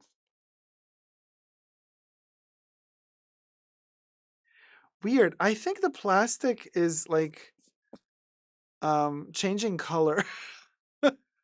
I mean plastic, skin tone, Baby Yoda, skin tone. Hit it, Baby Yoda. Sing us cha cha cha cha. Ciao, ciao, ciao, ciao. Ciao, ciao, ciao, ciao. Ciao, ciao, ciao. Ciao.